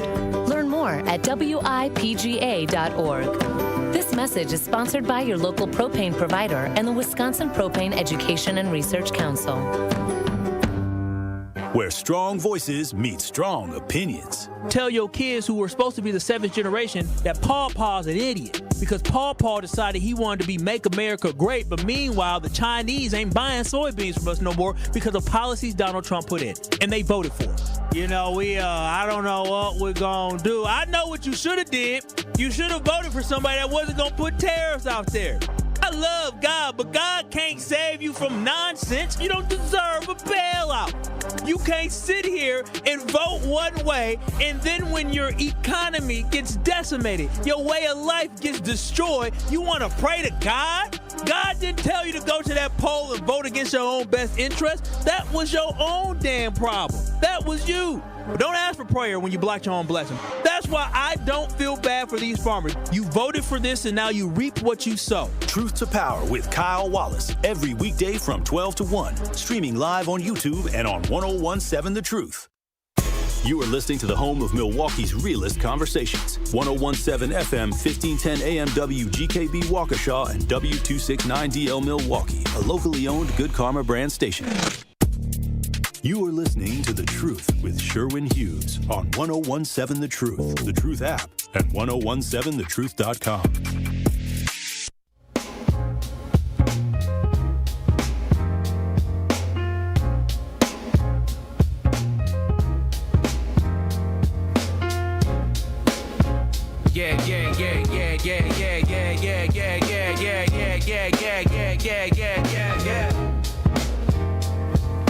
He steps to the mic with a boom, ping, ping. Wisdom sharper than a bee's fierce sting. Words like fireflies that light the night. He turns the dark into blazing bright. Boom, ping, ping. The truth takes wing. Milwaukee's voice, let the city sing. Boom, ping, ping. Hear the freedom ring. Sherwin's the king. Oh, the airwaves king. Boom, ping, ping. The truth takes wing. Milwaukee's voice. Welcome to hour 3 of the Truth with Sherwin. Hughes. What's the problem? I literally just told you on break, like, your show's been productive and on track today, and then you stand up and do that. Bro, I'm just showing my T-shirt. Chill out. No big deal. If people are not watching to see what I'm talking about, go to YouTube so you can see Sherwin's shirt. Don't go to YouTube. Now, why would you say not go to YouTube? Keep your asses off YouTube because I said so. Don't let Danny and Evan hear you say that. You'll be all right. We got to create good content. We're doing all right. All I need, essentially, which has been the most difficult thing about my radio career, it's kind of selfish. I have been on my own path of just like academic exploration and re-examining all parts of the world, like what we know about everything, what we know about history, what we know about politics, what we know about education and everything. I just had to go through all of it all over again because I realized what I was told and taught as a child wasn't really making sense as an adult. So as I've gone on this academic exploration, I've kind of taken all of you with me, but I am still reading and learning about what America is, its original foundation, its original intent as we go. And while I'm on that, Sherwin, here's a script. Here's how your radio show is supposed to be. I'm on a journey in which I am trying to gain knowledge and also create knowledge for the people that listen to me so we can use that created knowledge to solve problems that other people are going to ignore. You know what I mean? So it's always been like this unique personal journey. And so the only thing I've ever needed is for people just to leave me alone. Just let me do my thing. You know what I mean? Unless you can you give me a better way? Can you provide me better examples? Can you show me when, how, and where you had a similar program where you were informing an African-American audience that live in an important political battleground state where voter turnout can decide presidential elections until you have talked to those people?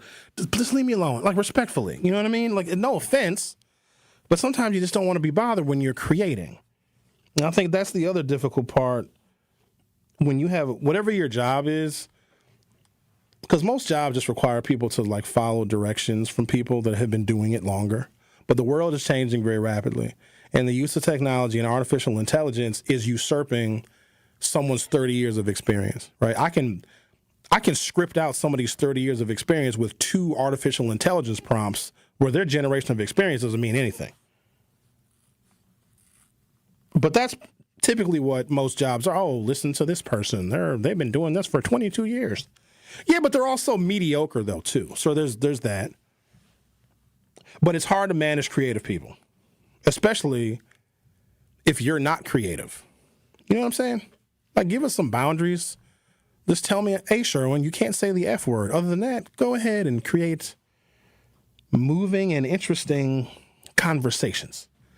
I don't know why these YouTube numbers is going up. I told y'all to stay off of the YouTube. I got to zip my shirt up now. They're over here. You welcome. Welcome to the YouTube, everybody. No, they ain't got to be on no YouTube. They're roughing in the Temptations. I do radio for people that drive Uber, UPS, and Amazon. That's actually who listens to me. And it's hard to measure how many of them that drive for a living listen to me. A lot of truck drivers, too.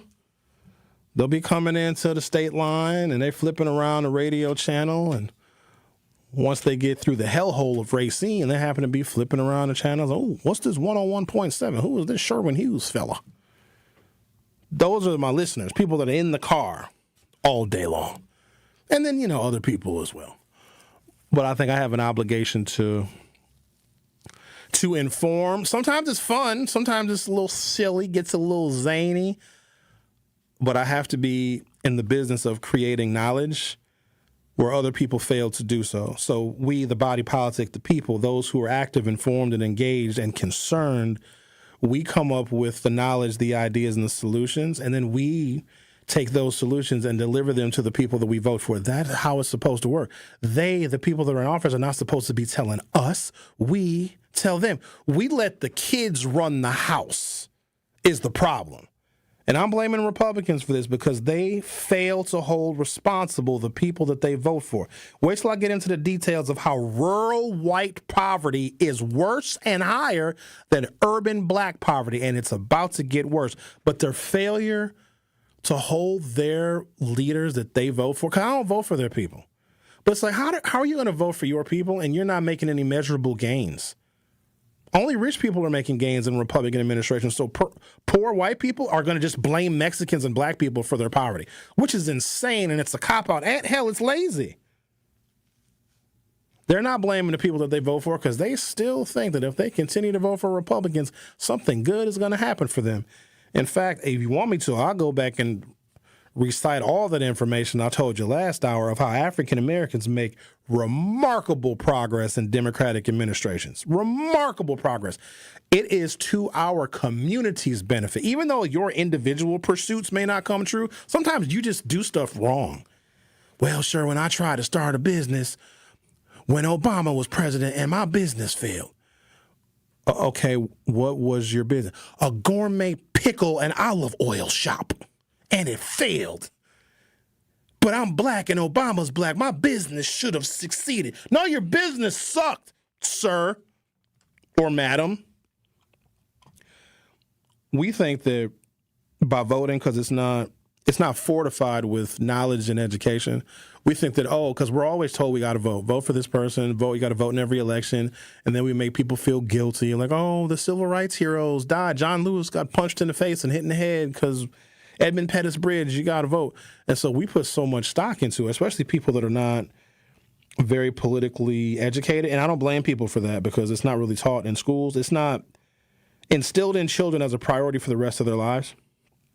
They think that if they vote, everything is going to magically get better. That is not how it works because some of the institutions are so rooted in our oppression that a person in office is not going to be able to eliminate that. We also think that if we have a lot of black elected officials, that they're going to fix all the stuff for black people. I don't know how many times I got to say. And white people will never admit this because they're just not honest about their racism. The more progress black people make, the more racist they become. They don't say, like, wow, maybe blacks are as smart as everybody else. Let's give them a fair shot. No. Let's bury these N-words before they come and move into our neighborhoods and take over our top spot in society. And if we have to vote for Donald Trump, that will ruin everything. Every established moral and norm and code and violate the Constitution to make sure that these minorities don't get health care, that they don't get jobs, that they don't get opportunities, we will do that. Even though it's going to cost us, we're going to hurt, we're going to suffer too, we want to make sure that those people, the brown people, the black people, the minorities, the illegals get nothing. And we'll let Donald Trump build a ballroom in our faces while our food subsidies are set to run out in 168 hours. Rural white poverty, often framed around themes of economic decline in traditional industries like manufacturing and farming, fostering a culture of self-reliance, resilience, and community solidarity, but also despair and resentment toward urban elites. Oh, I love that part. So when poor, rural white people are suffering, they blame urban folk. Parenting tends to emphasize, so this is in rural white poverty. I'm going to show you the contrast between rural white poverty, which I want you to pay more attention to because it's going to start to spike as well. The farms are going to be foreclosed on and food subsidies are soon to run out. Parenting in the rural white poverty community emphasizes natural growth with less structured activities. And there's a cultural valorization of rural life despite the hardships, sometimes tied to conservative values and skepticism of government aid, as opposed to urban African-American poverty, commonly associated with oppositional frames or codes of the street norms in response to isolation, discrimination, and limited opportunities, including an emphasis on kinship networks for support amid mistrust in institutions like marriage. That's so fascinating. The African American poverty mistrusts institutions like marriage and leans on the streets and heavily blames discrimination when black poverty begins to spike. Black urban poor parenting focuses on protection from neighborhood dangers with generational adaptations to historical traumas like slavery and segregation, leading to different cultural repertoires that include resilience, but also peer pressures against acting white in education. Proximity to resources, rural white poverty limited by physical distance, with challenges like outmigration reducing local services, lower access to high-quality education, healthcare, and jobs. Rural areas provide some advantages like lower housing costs, but overall resource scarcity contributes to higher child and elderly poverty rates than in urban areas. 24.7% child poverty rates in rural areas, 21.5% in urban areas. Economic interdependence with urban areas like food production is undervalued, leading to underinvestment. As opposed to urban black poverty, closer proximity to resources like public transportation, hospitals, and job centers, but access is hindered by segregation, high costs, and discrimination in high poverty neighborhoods. Urban settings offer more diverse economic opportunities, yet structural barriers like lower wealth accumulation and biased service delivery result in disparities such as lower health screenings despite their proximal availability. It's not better. Both suck, but it's a little easier to be poor in a city because the stuff you need to ease your poverty is a little bit closer. So if you live in, like, I don't know, what's a rural county? Sawyer County? I don't even know where that is. Iowa County, Wisconsin? Like, where's your closest job center? But if you live in the city of Milwaukee on the north side, you can hop on the number 27 bus and go to 3 different job centers. Take a break, come back, give you a few more contrasting differences between urban African American and rural white poverty, both of which are going to spike in this administration, but they're going to look very, very different. And who each group blames is also going to look a little different as well. And they both should be blaming the same entity, the same agency. The dude that's building a ballroom. That's just insane to me. I can't get over it. I can't. And he's using it as a reason to accept bribes. And people are just, and when I say people, the folks that went above and beyond to try and convince people like me why Donald Trump was better than Kamala Harris are being screwed by him too, but won't admit it. I talked about that earlier in the week where it is the ignorant person that will not change their mind even when faced with new information and data. If you get new information, you're supposed to take that in when you make your choices. But it's always the less intelligent person. They still stick with their old antiquated way, even though new information is available for them to make a better decision. But for some reason, they keep on doing the same damn thing. The Truth with Sherwin Hughes on 101.7 FM. We'll be right back. The Truth with Sherwin Hughes returns after this on 101.7 The Truth, The Truth app, and 1017thetruth.com. Get the beat of the Bucks straight from a fan favorite and Bucks legend. Welcome to the fantastic voyage. Marcus Johnson, the captain of this vessel. Tap into Here District with Marcus Johnson, a Bucks Plus audio production. My first mate, Chris Johnson, the only father and son tandem. Your weekly pulse on the Milwaukee Bucks and conversations with the biggest names in basketball. This week on the pod, Marcus and Chris sit down with Bucks forward Bobby Portis. Find Here District now on Bucks.com/plus, the Bucks app, or wherever you get your podcast. It's 101.7 The Truth. Dr. Ken Harris for Pella Windows and Doors of Wisconsin. Sometimes teams take a timeout to regroup and call the right play. When it comes to your home, Gina Della and her team at Pella Windows and Doors of Wisconsin always have the winning game plan. Check out the championship caliber play call this month. A whole house of beautiful, new, energy-efficient Pella windows for as low as $297 a month, and get this, 0% interest for up to 60 months. That's like running a drive that keeps moving the chains with no penalties and no interest. And I can tell you from my experience, Pella windows actually stop the drafts. You'll stay comfortable no matter how cold it gets outside. Think about it. Energy savings, comfort, and a great monthly payment you can actually manage. That's why I trust Pella Windows and Doors of Wisconsin, and why this is the right time to make your move. Call today and schedule your free consultation at PellaWI.com. Certain restrictions apply. Ends 10/31 of 2025. Ready to buy your first house, move into your forever home, or simply refinance? At Associated Bank, they've got you. With the right lending plan and guidance, you can achieve your dreams. Your financial goals are much closer than you think, and Associated Bank is excited to help you reach them.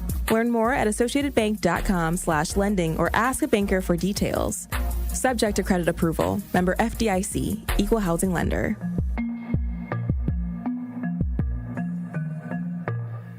We believe that self-care isn't selfish.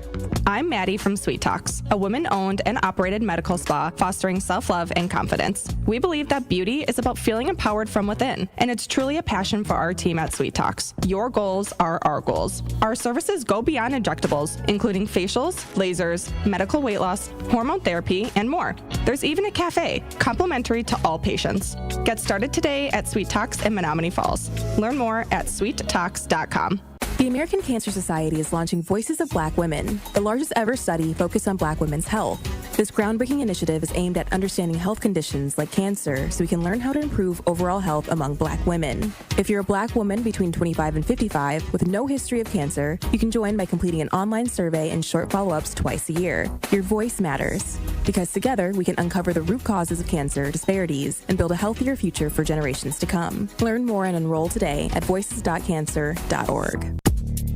You are listening to The Truth with Sherwin Hughes on 101.7 The Truth, The Truth app, and 1017thetruth.com.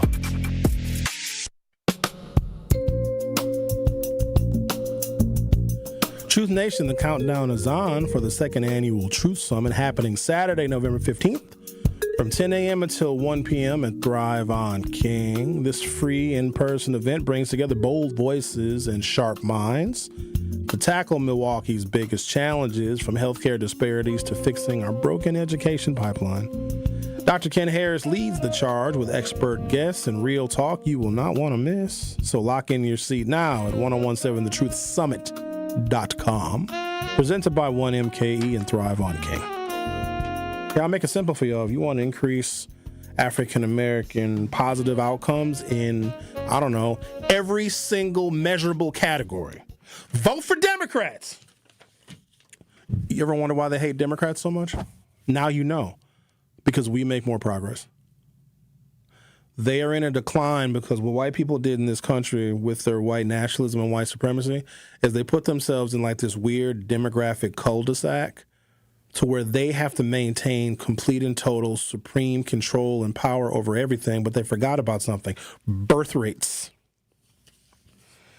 You cannot control everything in a democracy if your population is declining. That is why they are cheating when it comes to redrawing these districts. They're trying to maximize the white populations that exist and hope that those white populations continue to vote for conservative Republicans. And so far, they have not lost white women.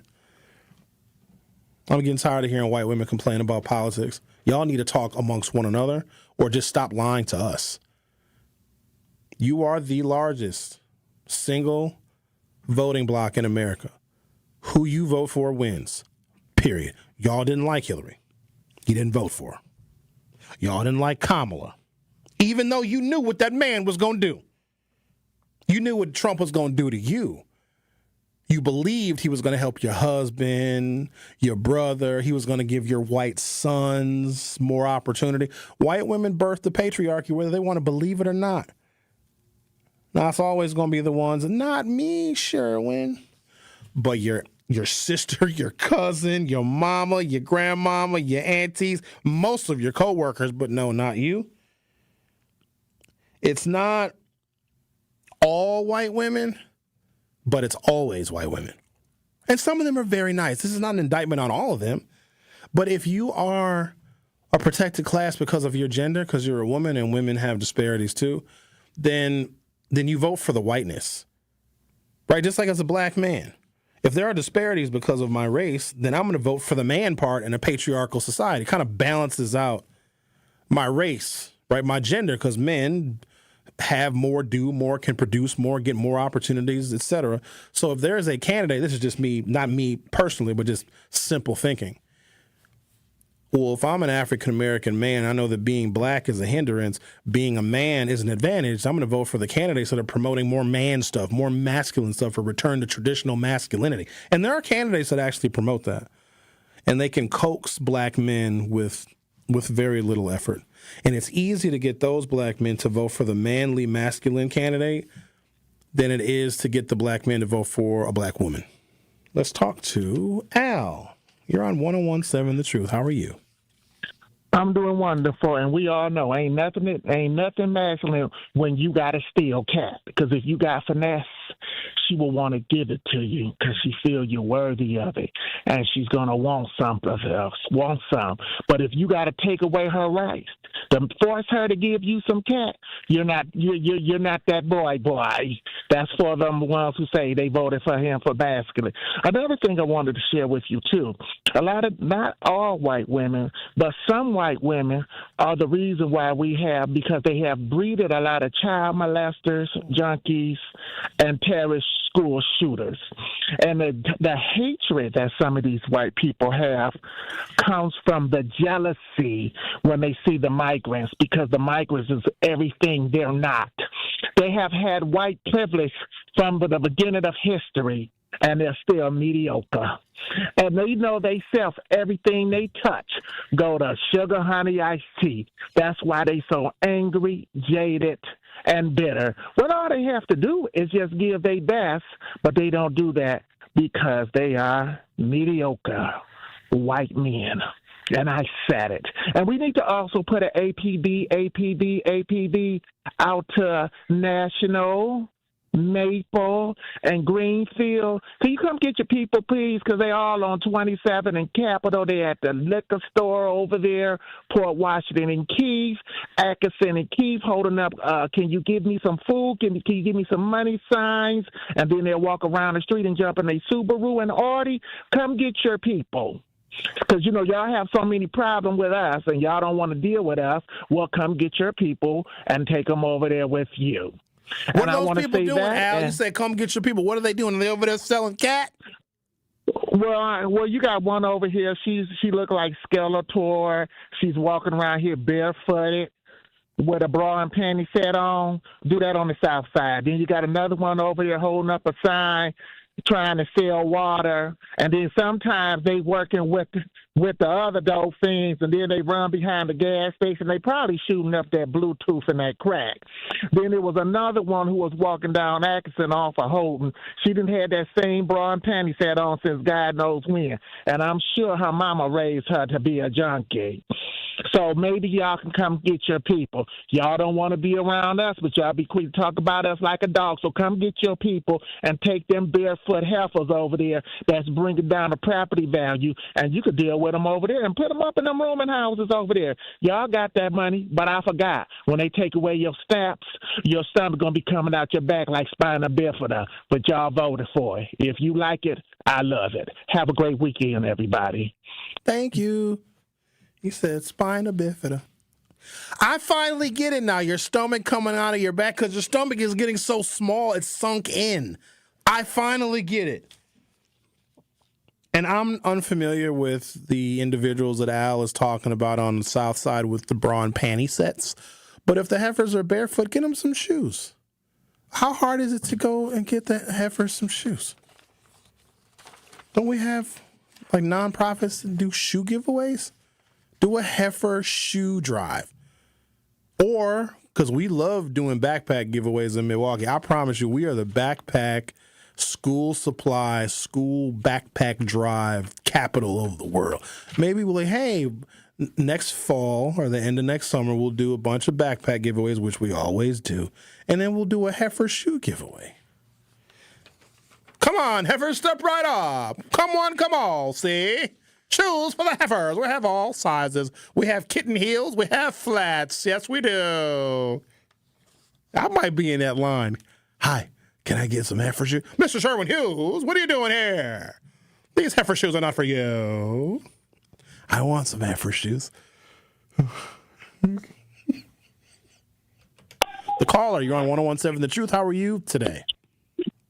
Man, you're doing a different thing today. Normally, a lot of us refer to you as Professor Hughes, right? Yep. What am I today?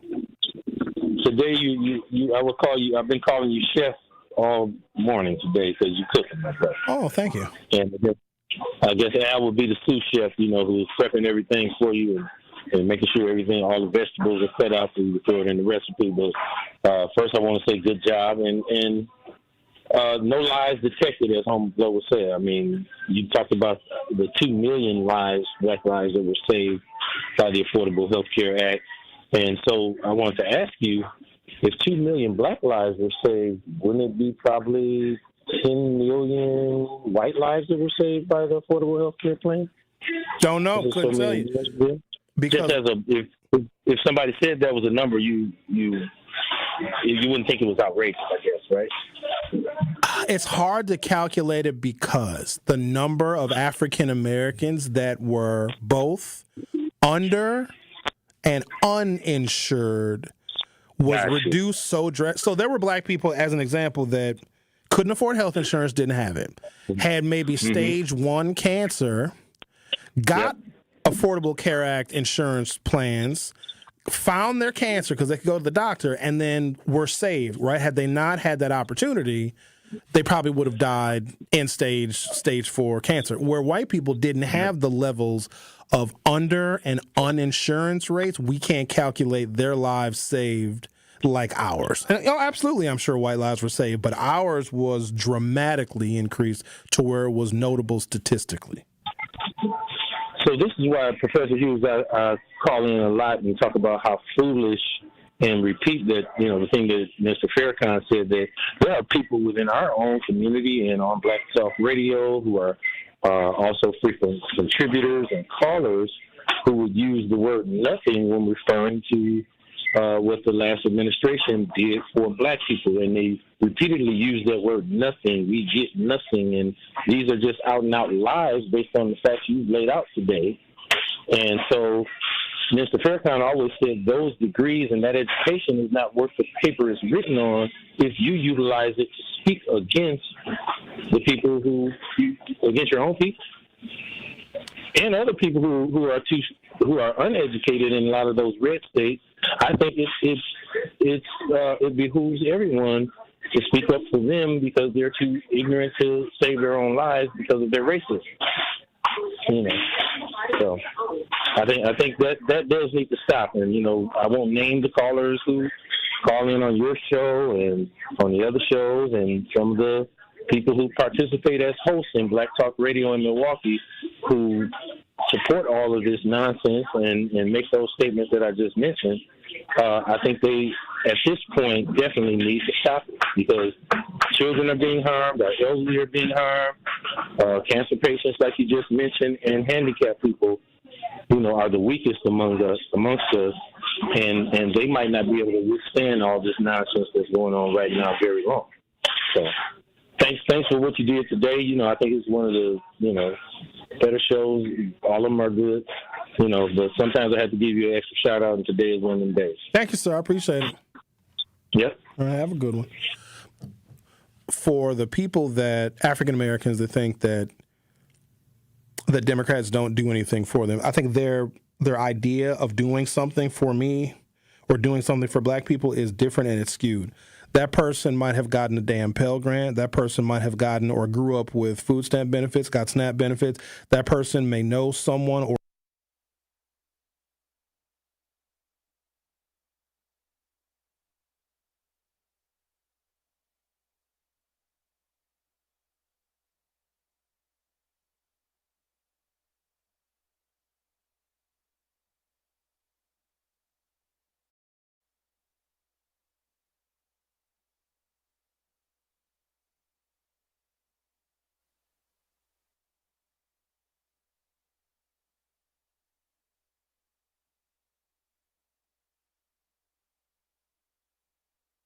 The Truth with Sherwin Hughes returns after this on 1017 The Truth, The Truth app, and 1017thetruth.com. Gruber Law Offices. One call, that's all. They treated me like family. They're actually people that you can depend on. They made me feel seen. They really treated me like I was a part of their family, a part of their team. They ask how you're doing, how you're feeling. They're just so welcoming and so sweet and kind. It's like family, caring about another member of the family. If you've been injured, it costs you nothing to see if Gruber Law Offices can help. Are you ready to live your most radiant life? Join AARP's Luminous Life, a celebration of wellness, empowerment, and community for African American women ages 45 to 65. Discover expert tips on healthcare, hair care, and wealth building, all in one uplifting experience. Visit aarp.org/Milwaukee to register for the October 25th event in Milwaukee and shine from the inside out. Luminous Life, because every woman deserves to glow. Visit aarp.org/Milwaukee for more information today and to register today. That's aarp.org/Milwaukee. So you telling me that you can make lobster tail and crab legs? It will still taste like a lobster tail and crab legs, but they vegan? Let me tell you, and my customers can testify to this. I can make vegan chitlins. Now come on. Nah. I don't know what chitlins taste like because it's been about 40 years since I had them. I love them. But you can do that. My best customers for my vegan chitlins are those people who still eat meat. Download the new 1017 The Truth app now. Milwaukee Black Talk. 1017 The Truth.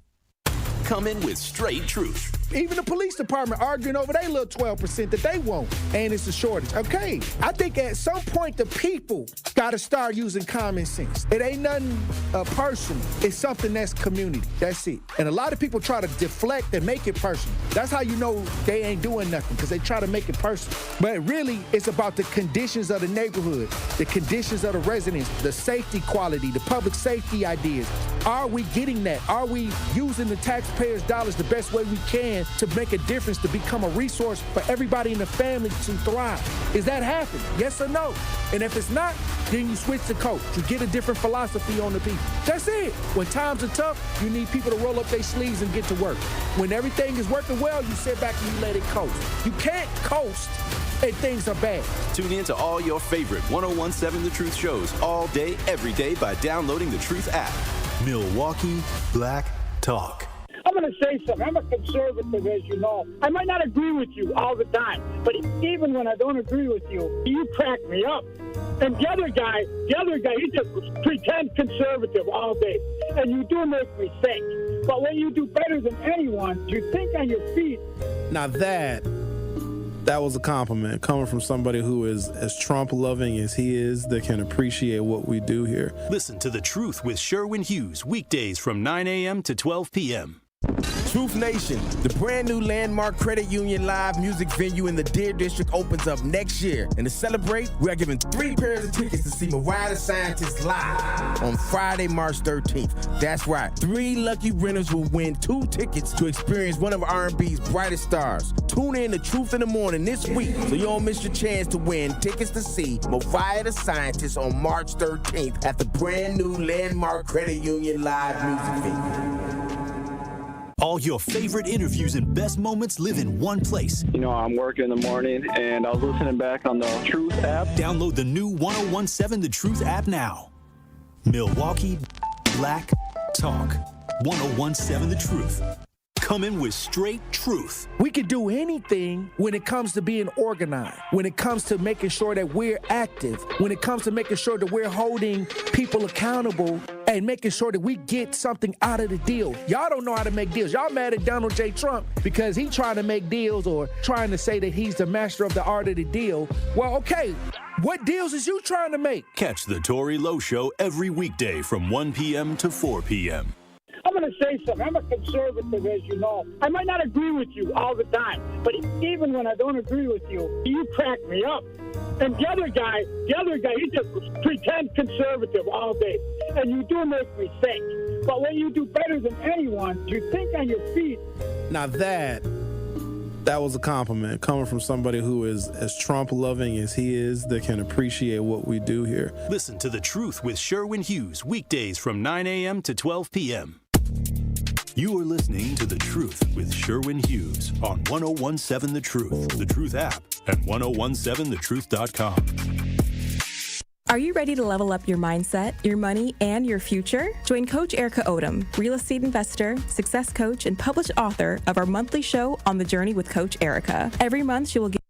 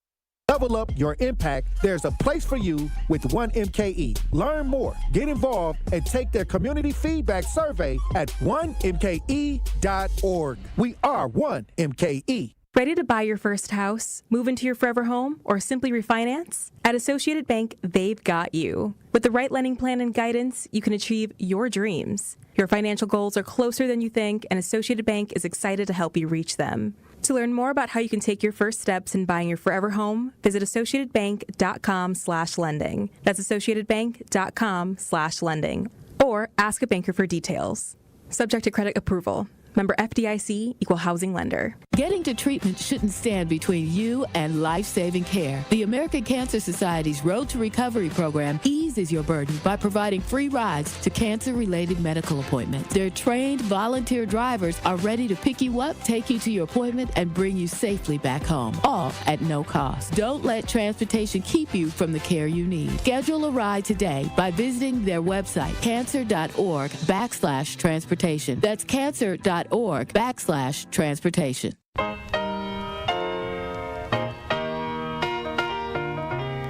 It's time for Truth Takes, a thought-provoking commentary on the award-winning 1017 The Truth. Here is Tory Lowe with his truth. It's official. July 5th is Tory Lowe Day in the city of Milwaukee and Milwaukee County. I am humbled to receive this proclamation from the mayor's office and the county executive's office. To me, this day represents life and purpose and being driven by passion to serve and empower others. It's about being unselfish and answering the call to help those in need and living life with intention. Despite challenges and obstacles, I remain focused on creating real change in my community, county, and state. This recognition isn't about me. It's about the collective efforts of those who supported me along the way. It's about the resilience and determination that defines my journey. As we celebrate this day, I want to leave you with a challenge. What will you do to create positive change in your community? Will you get out and volunteer, mentor, or simply be a support to a friend? Whatever it is, I urge you to take action. Together, we can build a brighter future, one that's filled with hope, opportunity, and empowerment. I am honored to serve, and I am grateful for this recognition. Let's continue to uplift and support one another, striving for a better tomorrow. So what does Tory Lowe Day mean to me? Let's make a difference together. Let's stay committed to our purpose and keep pushing forward even in the face of adversity. I'm excited to see the impact we can make, and I'm grateful for the opportunity to serve alongside such an amazing community. Hello. Now, my question is, what does Tory Lowe... Hello. to you. This has been listening to The Truth with Sherwin Hughes on 1017 The Truth, The Truth app, and 1017thetruth.com.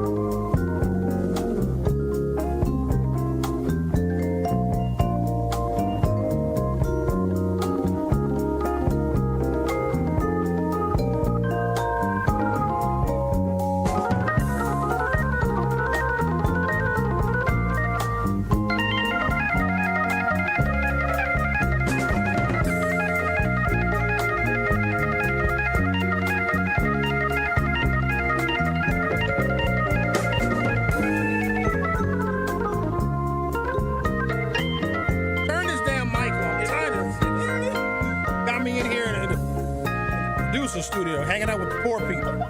Yeah. So we're having some technical difficulties, as I'm sure you all have realized. So now I'm in the producer studio. I got the big American Family Insurance sign in the background.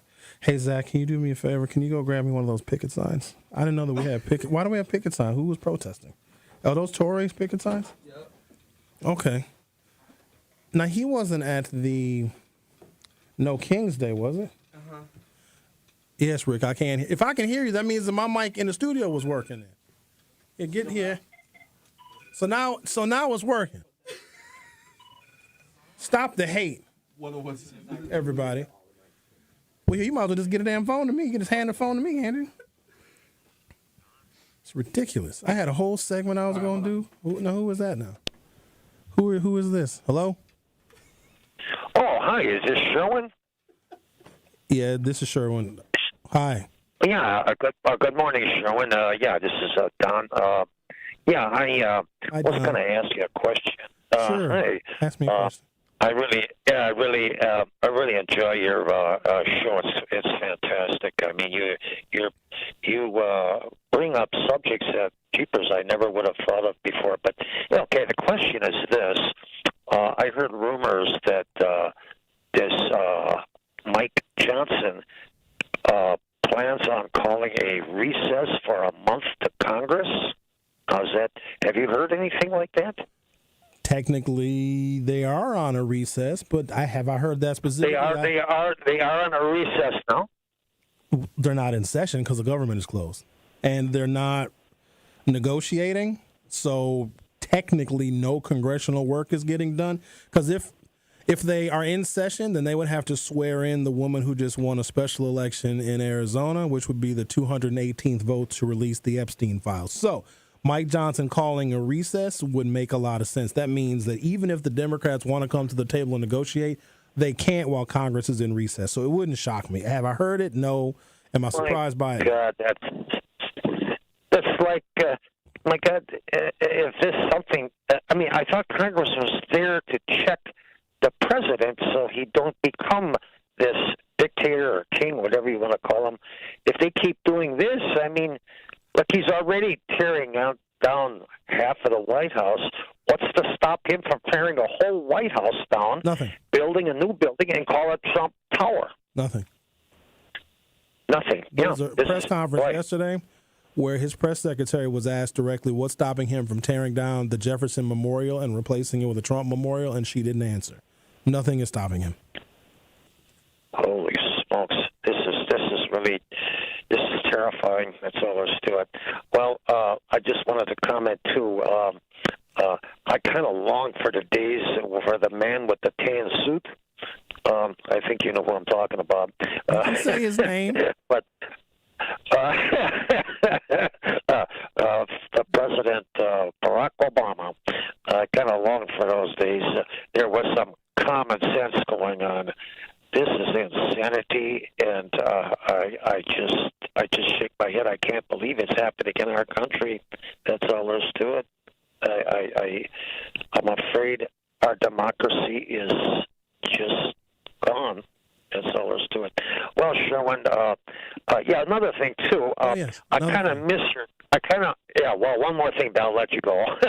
I got time. No, we can chat for the rest of the show if you want to. What you eating? What you having for lunch? No. I wish you'd get that slogan. I kind of like it, where you may not, I forget how that goes yet, you may not like what I have to say, or, I don't hear you say that much, but I kind of like that slogan, you know.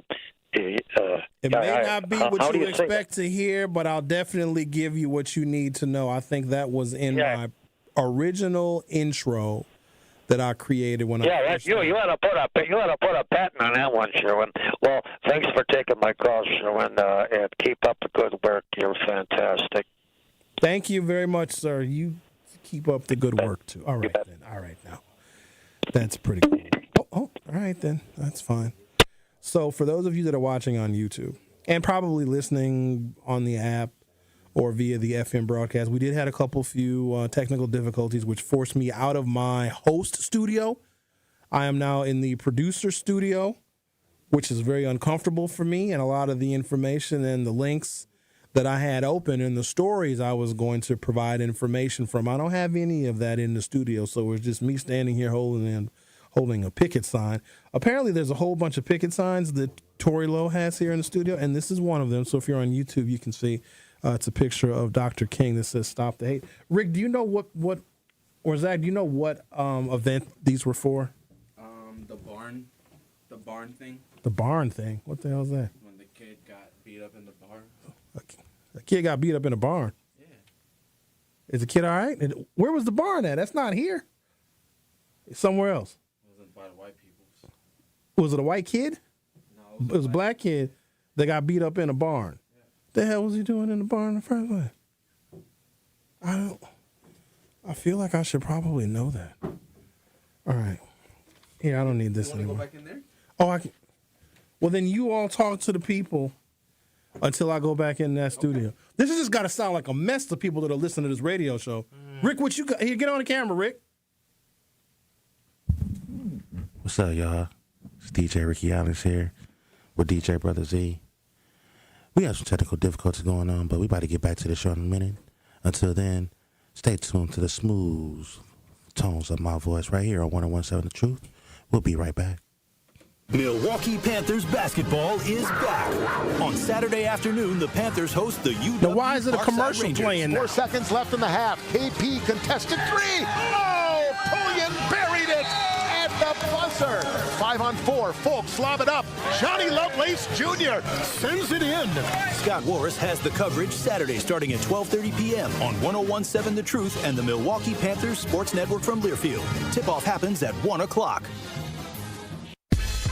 This is 101.7 The Truth's Dr. Ken Harris, and the time is now, Milwaukee. You know, perspective is essential. What I found is the news behind the news is more important. I want you to leave my show with a sense of knowing what was missing that adds depth to the conversation. Tune in Monday through Friday, 4 to 6 p.m. on the new 1017 The Truth, The Truth app, or 1017thetruth.com. You are listening to The Truth with Sherwin Hughes on 1017 The Truth, The Truth app, and 1017thetruth.com. This is a story about control. My control. Control of what I say. Control. Is my mic working again? It is, right? It's working. All right. You panicked. I just sat here for 20 minutes of dead air, and my show was hot, too. Yeah, it was all right. No, today it was good. I made my point, and I didn't get distracted. We kept it between the ditches. We kept the show on the road. There was a lot I needed to explain. Over the past couple of weeks, I found it necessary to draw real concrete contrast between the political parties for those individuals who think the parties are the same, but also provide a little bit more depth and color to people that say, well, the Democratic Party hasn't done anything for black people. You know what that is? That's propaganda against you participating in the electoral process. Have you ever thought for a moment why they work so hard at limiting our representation, voter ID, new voter rules, and even with the National Guard being installed in American cities? Have you ever wondered why there's just so much effort and so much emphasis on reducing people's ability to vote? You ever thought about that? Why aren't they making it easier for people to vote? All of a sudden, when our politicians become less trustworthy and more corrupt, they are now looking at the voters like we are the ones that are corrupt. You ever wondered that for a second? Have you ever just stopped and asked yourself, why are they putting so much effort? They're putting more effort right now into making it more difficult to vote than they had in any other epoch in American history, because they know that as the demographics of this nation changes and there are just less white people to vote for white people's interests, which, let me be clear, white people's interests is the founding of this nation. This nation was never founded to be fair, honest, and equal. Women couldn't even vote until 1920. Think about that for a second. The nation was formed somewhere between 1789 and 1791 during that first constitutional convention. Women could not vote for 130 years after that, and women were the birth canal for the patriarchy and for the founding fathers to have founding sons and founding grandkids. So this nation was never set up to be fair. And then I would ask you this very simple and rhetorical question. When and on what date did America become an honest, decent, fair place for everybody to win? You would say, oh, well, Dr. King did a lot of stuff. Look what they did to him. They killed him. We are still operating under the original pretense and pretext of this nation where you just aren't fair to everybody.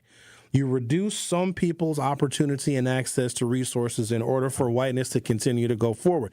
Here's the problem. Now whiteness is suffering. So here's what it really is going to take.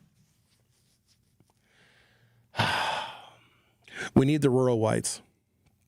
Here's what I'm going to do. It's going to take a while to accomplish this goal, but the rural whites are suffering, and they're going to suffer even more. Now Donald Trump is reducing beef prices by going to another country and paying farmers from another country. Ain't that crazy? Because if you're an Argentinian and you want to come to America, we'll deport you and send you to a concentration camp. But if you're an Argentinian cattle farmer, you're about to get rich because the United States government is going to buy beef from you and not even from American cattle farmers in order to reduce the price of beef. But instead of giving the money to American farmers, they're not. They're spending American money on a foreign country's cattle farmers, where people from that country, if they wanted to come here, they couldn't even become citizens. Ain't that wild? At the same time, the man is building a $250 million ballroom that he's not ever going to be able to dance in. He is using the building of the ballroom as an excuse to collect money for those that want to cater favor from him. So, and that's going to hurt the rural whites, because we come to find out it's 15 million white households that are receiving food stamps. And you may say, well, Sherwin, it's those lazy blacks. 4 million black households? There are almost 4 times more white families receiving SNAP benefits. And here's the thing about them and their poverty. They don't talk about it. We talk about our poverty as black folks as a measure of discrimination and racism. When black people are poor, we say, oh, look, they're still racist and discriminating against us. We haven't gotten our 40 acres and a mule. We haven't gotten our reparations. Look at all the poverty that we have. White poverty is worse. So here's what I'm going to do. Rural whites, we know it's rough for you, and you guys have a lot of pride. Well, I'm inviting all of you to Juneteenth Day next year. On my invitation. So when you show up, you say, Sherwin Hughes invited me here. We're going to come together with the rural whites. I don't know how you're going to get here. Ride a horse. Hop on one of your cows. Maybe some of you have a llama farm. Get on your llamas and come and join us at Juneteenth Day. And we're going to do a solidarity rally in March against the corruption of Donald Trump, June 19th, 2026. On that note, I got to go. My show is over. Bye-bye. This is 101.7 The Truth's Dr. Ken Harris, and the time is now, Milwaukee. You know, perspective is essential. What I found is the news behind the news is more important.